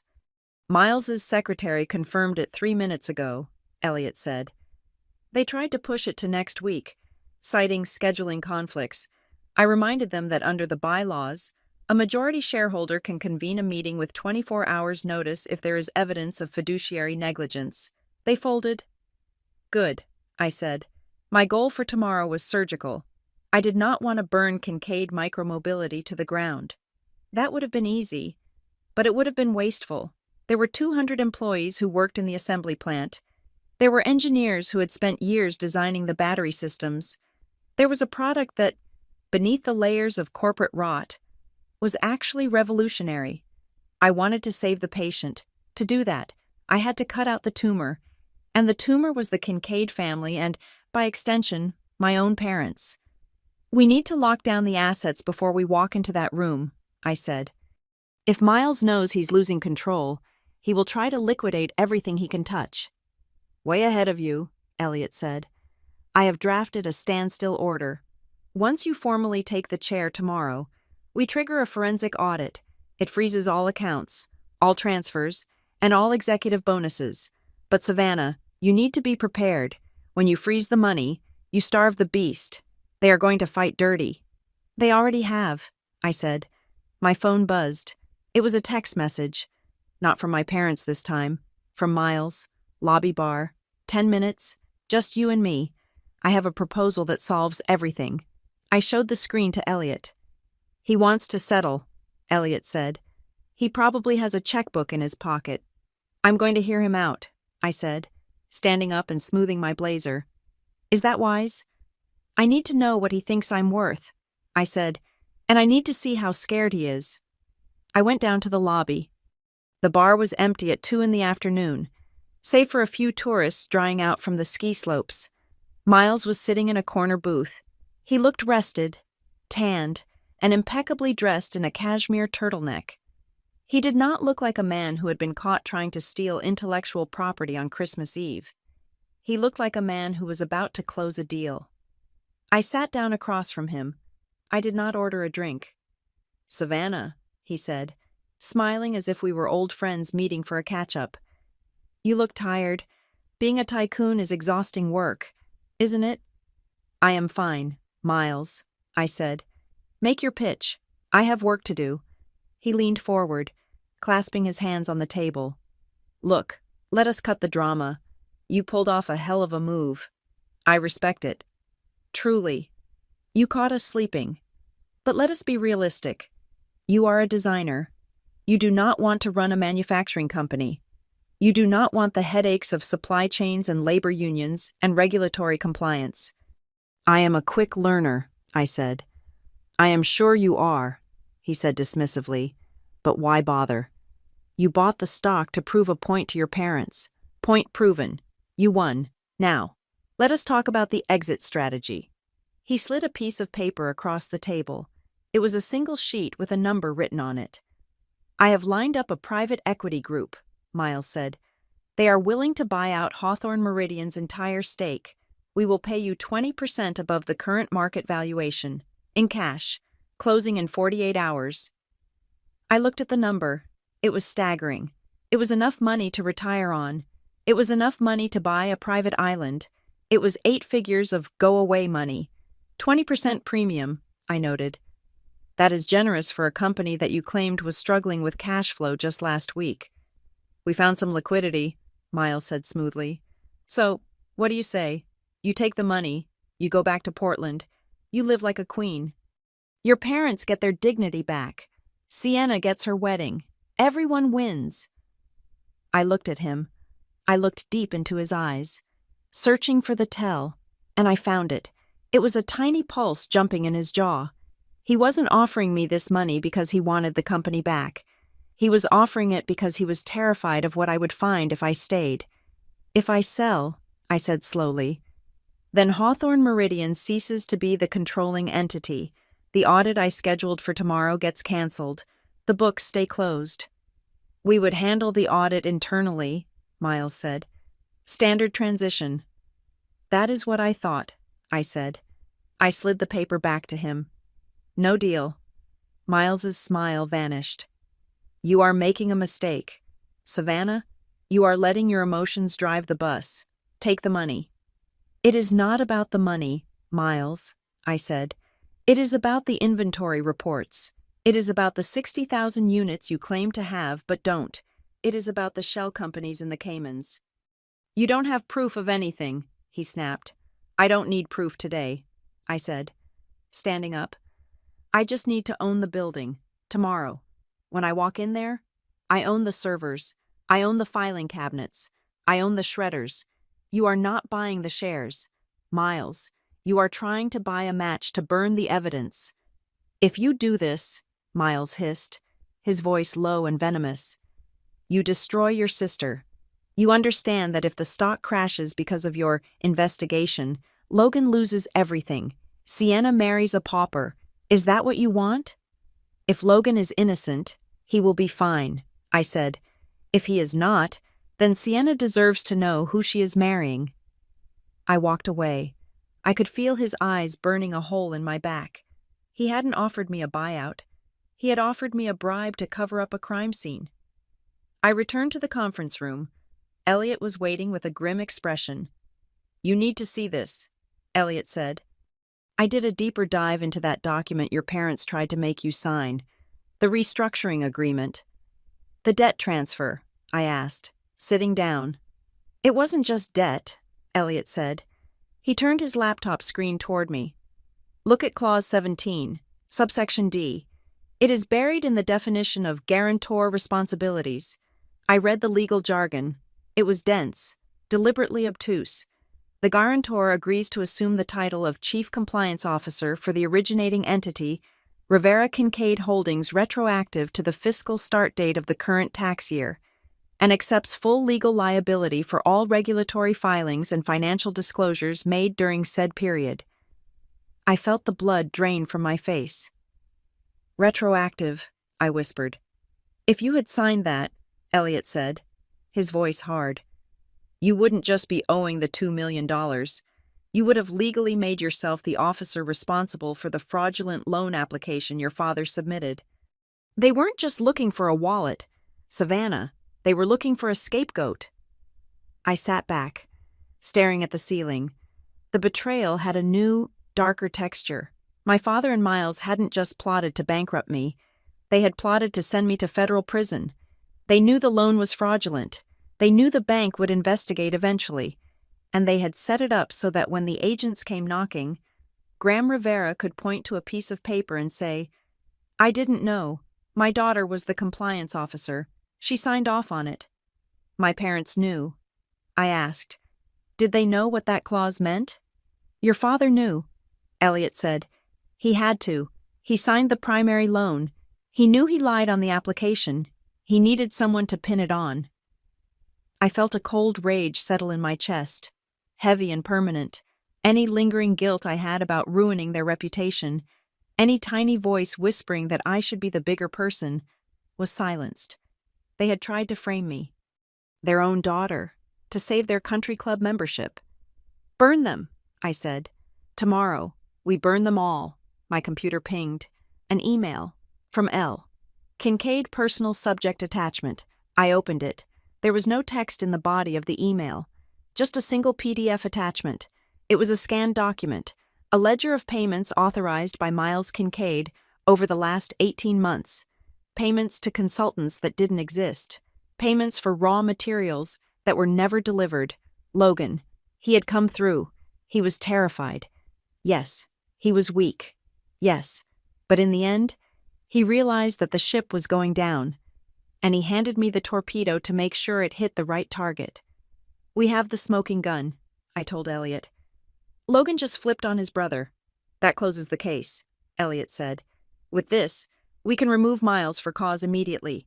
No golden parachute, no severance. There was a knock on the conference room door. I knew who it was before I opened it. Sienna stood there. She looked terrible. Her eyes were red-rimmed, her hair pulled back in a messy bun. She was wearing a coat that looked too big for her, as if she had shrunk in the last week. Can I come in? She asked. I stepped aside. She walked in, looking at Elliot, then at the piles of paper. I just wanted to see you before tomorrow, she said. Dad told me about the meeting. He says you are going to ruin us. I am going to save the company, I said. What happens to the people who stole from it is up to the law. Savannah, please, she said, tears welling up instantly. I don't know what is going on with the loans or the stocks. I don't understand any of it. I just know that my family is falling apart. Mom hasn't stopped crying for 3 days. Dad is scared. Sav, he is talking about losing the house. He should be scared, I said. He tried to frame me for fraud. Sienna. She blinked. What? No, he wouldn't. He did, I said. I have the document. If I had signed that paper on Christmas Eve, I would be the one going to jail when this all blows up. Did you know that, or did you just think it was about money? She looked horrified. I didn't know. I swear. It doesn't matter if you knew, I said. You were willing to let me sign it blindly. You were willing to let me take the risk so you could have your perfect wedding. I just wanted everyone to be happy, she cried. Why is that a crime? Why do I have to choose? I love Logan. I love Mom and Dad. And I love you. You cannot love everyone when one side is trying to destroy the other, I said. That is not love, Sienna. That is cowardice. She wiped her face. So what do you want me to do? Break up with Logan, never speak to Mom again. I want you to pick a side, I said. Not my side, not their side, the side of the truth. If you walk into that boardroom tomorrow holding your fiancé's hand and pretending that nothing is wrong, then you have made your choice. But if you want to be my sister, you need to accept that what our parents did was unforgivable. She looked at me, trembling. She was a child trapped in a woman's life, waiting for someone to tell her everything would be okay. I can't, she whispered. I can't just abandon them. Then you have your answer, I said. You better go. Sienna, it is going to be a long day tomorrow. She turned and left, closing the door softly. I watched her go. It hurt. It hurt more than the money, more than the betrayal, but the incision had to be made. The rot had spread too far. You okay? Elliot asked gently. I am fine, I said. I turned back to the table. Let us finish the motion to dismiss. The morning of January 3rd broke with a blinding white glare. The snow had stopped, leaving the world crisp and frozen. I dressed in a navy blue suit, tailored and sharp. I pulled my hair back. I put on my heels. As I checked my phone in the taxi on the way to the Kincaid headquarters, I saw the headline on the local news feed. Mystery billionaire takes control of Ben's biggest tech firm. Kincaid dynasty in crisis as hostile takeover revealed. The leak had happened. Miles had probably tipped the press, hoping to create chaos, hoping to paint me as the villainous outsider destroying a local legacy. He wanted a circus. We pulled up to the glass and steel building of Kincaid Micromobility. There were already news vans in the parking lot. Reporters were huddled near the entrance, their breath steaming in the cold air. I opened the car door. They wanted a villain fine. I would be the villain. I would be the bad guy who came in and wrecked the party. But inside that boardroom, with the door locked and the evidence on the table, I was going to be the only righteous person left standing. I walked toward the entrance, Elliot at my side. The cameras flashed. The questions were shouted. I ignored them all. I wasn't here to give interviews. I was here to give notice. The boardroom of Kincaid Micromobility was a masterpiece of intimidation architecture. Located on the top floor of the headquarters, it featured 3 walls of floor-to-ceiling glass that offered a panoramic view of the Cascades. The mountains were shrouded in a white mist, and the snow was falling harder now, turning the world outside into a blurred, silent void. Inside, however, the air was filtered, temperature-controlled, and thick with the scent of ozone and fear. I walked through the double glass doors at exactly 9 in the morning. I did not stop at the reception desk. I did not ask for a visitor badge. I walked with the cadence of someone who owned the carpet beneath her feet. Elliot Crane walked a step behind me, carrying a leather briefcase that contained the dismantling of a dynasty. The board was already seated. There were 7 members in total, mostly older men in gray suits who had been happy to collect their director fees while looking the other way. Miles Kincaid sat at the head of the table. To his right sat the current chief financial officer, a man named Henderson who looked like he hadn't slept in a week.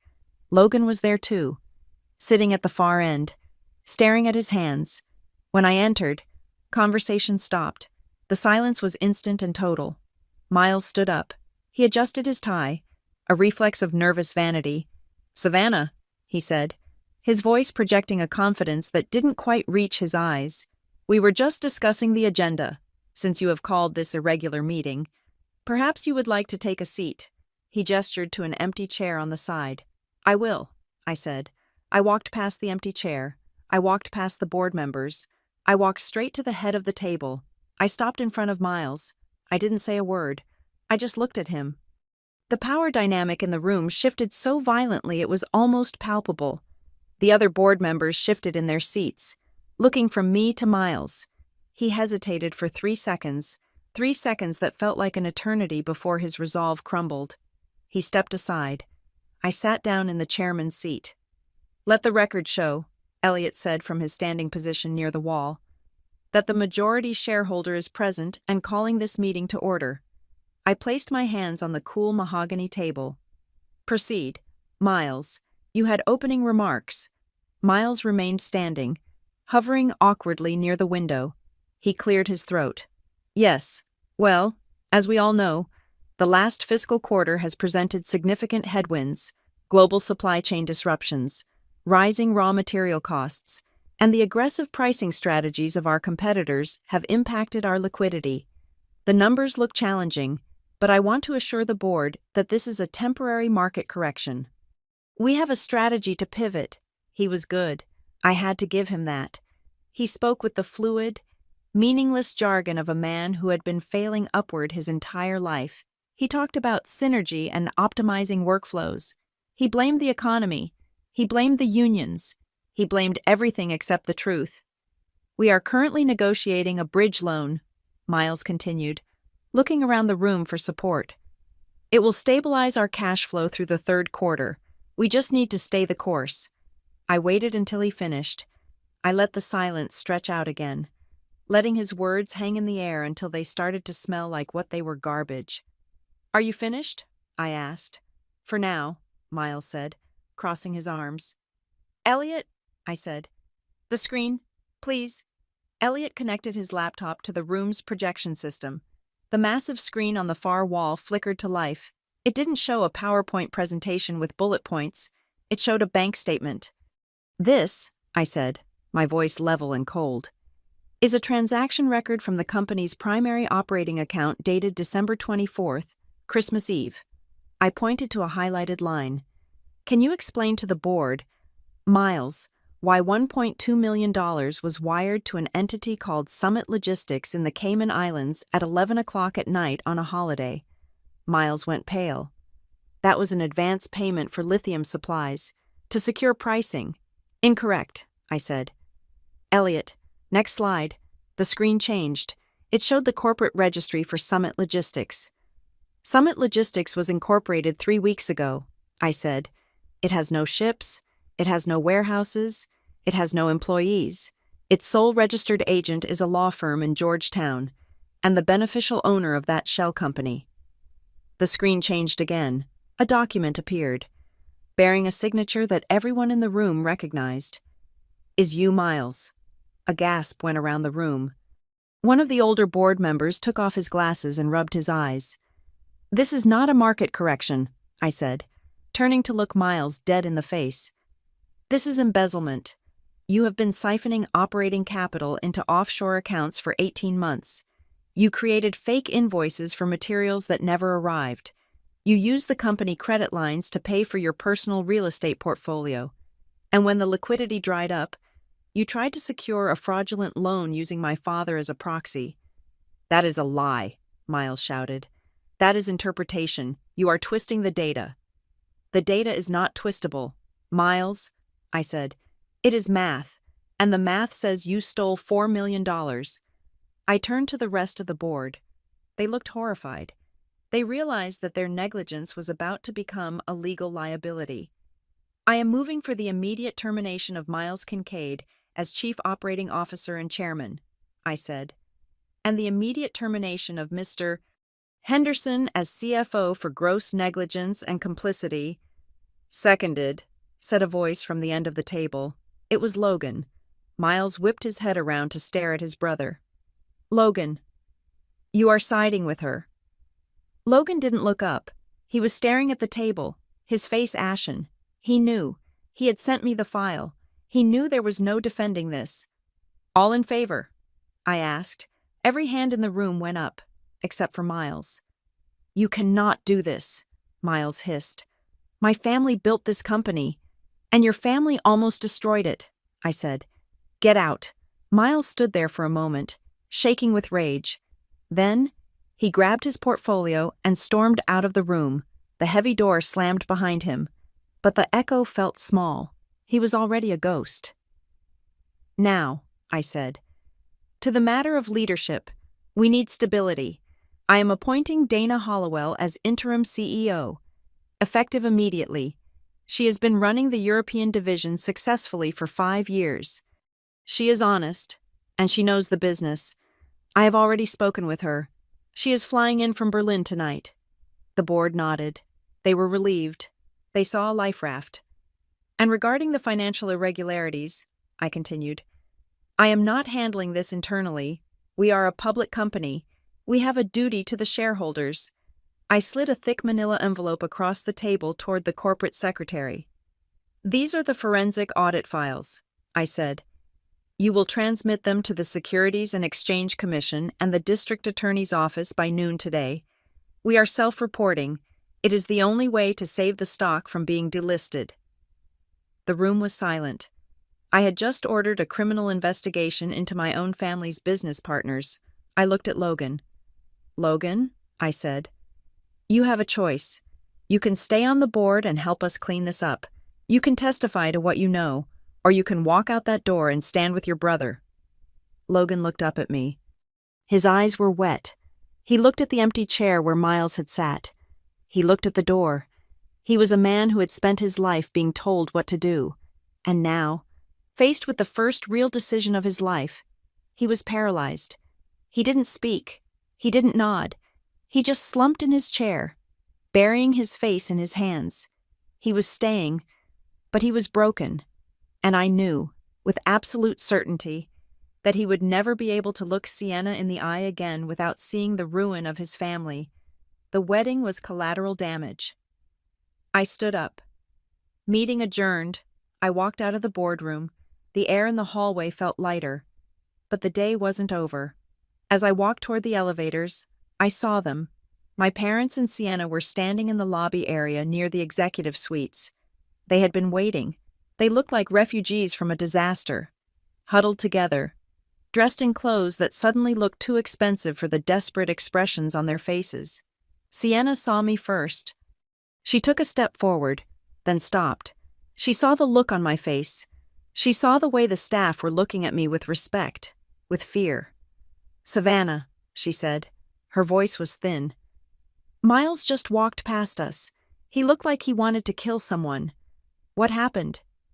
He is fired, I said. And he is under investigation for embezzlement. My mother let out a small cry. My father leaned against the wall, his face gray. And the loan? My father asked hoarsely. The agreement. I found the full text. Dad, I said. I stopped in front of him. Clause 17, the retroactive compliance officer role. You didn't just want me to pay the debt. You wanted me to go to prison for it. My father didn't deny it. He didn't try to lie. He just looked down, the shame finally outweighing the pride. Miles said it was the only way, he whispered. He said if we didn't give them a scapegoat, they would take everything, the house, the pension. We were scared. Savannah. So you decided to sacrifice me, I said. We thought you could handle it, my mother sobbed. We thought you are strong. You always survive. I do survive, I said. But that doesn't mean I don't bleed. I looked at Sienna. She was crying silently. Logan is still in there, I told her. He sided with the board. He voted to fire Miles. Sienna closed her eyes. She knew what that meant. The Kincaid family was at war, and she was standing in the blast zone. I am sorry, Sienna whispered. I am so sorry. Sav. I know, I said. But sorry doesn't rewrite the last week. You can build a new life. Sienna, you are young, you are talented, but you cannot build it on my back anymore. I am done carrying you. I turned to my parents. They looked small. They looked like strangers. And you too, I said. I have instructed the finance department to release a one-time payment to clear the mortgage on your house in Ohio. Not the mansion here. The old house. You still own it, don't you? My father nodded. Go back there, I said. Sell the place in Bend. Pay off your personal debts. Live a quiet life. Savannah, my mother pleaded, reaching out a hand. Please, we are your parents. Don't shut us out. We can start over. I stepped back, out of her reach. You invited me to dinner to ruin me, I said. You handed me a loaded gun and asked me to pull the trigger. That is not something you start over from. I pressed the call button for the elevator. Please do not come, I said, echoing the words from the note that had started it all. Do not come into my life again. The elevator doors opened. I stepped inside. I watched them as the doors began to slide shut. My father, defeated. My mother, weeping. Sienna, standing alone in the wreckage of her perfect dream. The doors closed, severing the connection. I rode the elevator down to the lobby. I walked out the front doors of Kincaid Micromobility. The snow was falling heavily now, large flakes that dampened the sound of the city. The air was biting cold, but it felt clean. It felt pure. I reached into my pocket and pulled out my phone. It was buzzing again, reporters, lawyers, perhaps Miles trying one last threat. I held the power button down. 3 seconds. The screen went black. I put the phone back in my pocket. I wrapped my coat tighter around myself and stepped off the curb. I didn't have a destination. I didn't have a plan for dinner. I didn't have a family to go home to. But for the first time in my life, the silence wasn't something that was being done to me. It wasn't an exclusion. It was a choice. I walked into the white, quiet world, and I finally felt heard. Thank you so much for listening to Savannah's story. If you enjoyed this revenge drama, please leave a comment down below, letting me know where in the world you are tuning in from. I would love to hear from you. Don't forget to subscribe to the Maya Revenge Stories channel, like this video, and hit that hype button so we can share this story with even more people.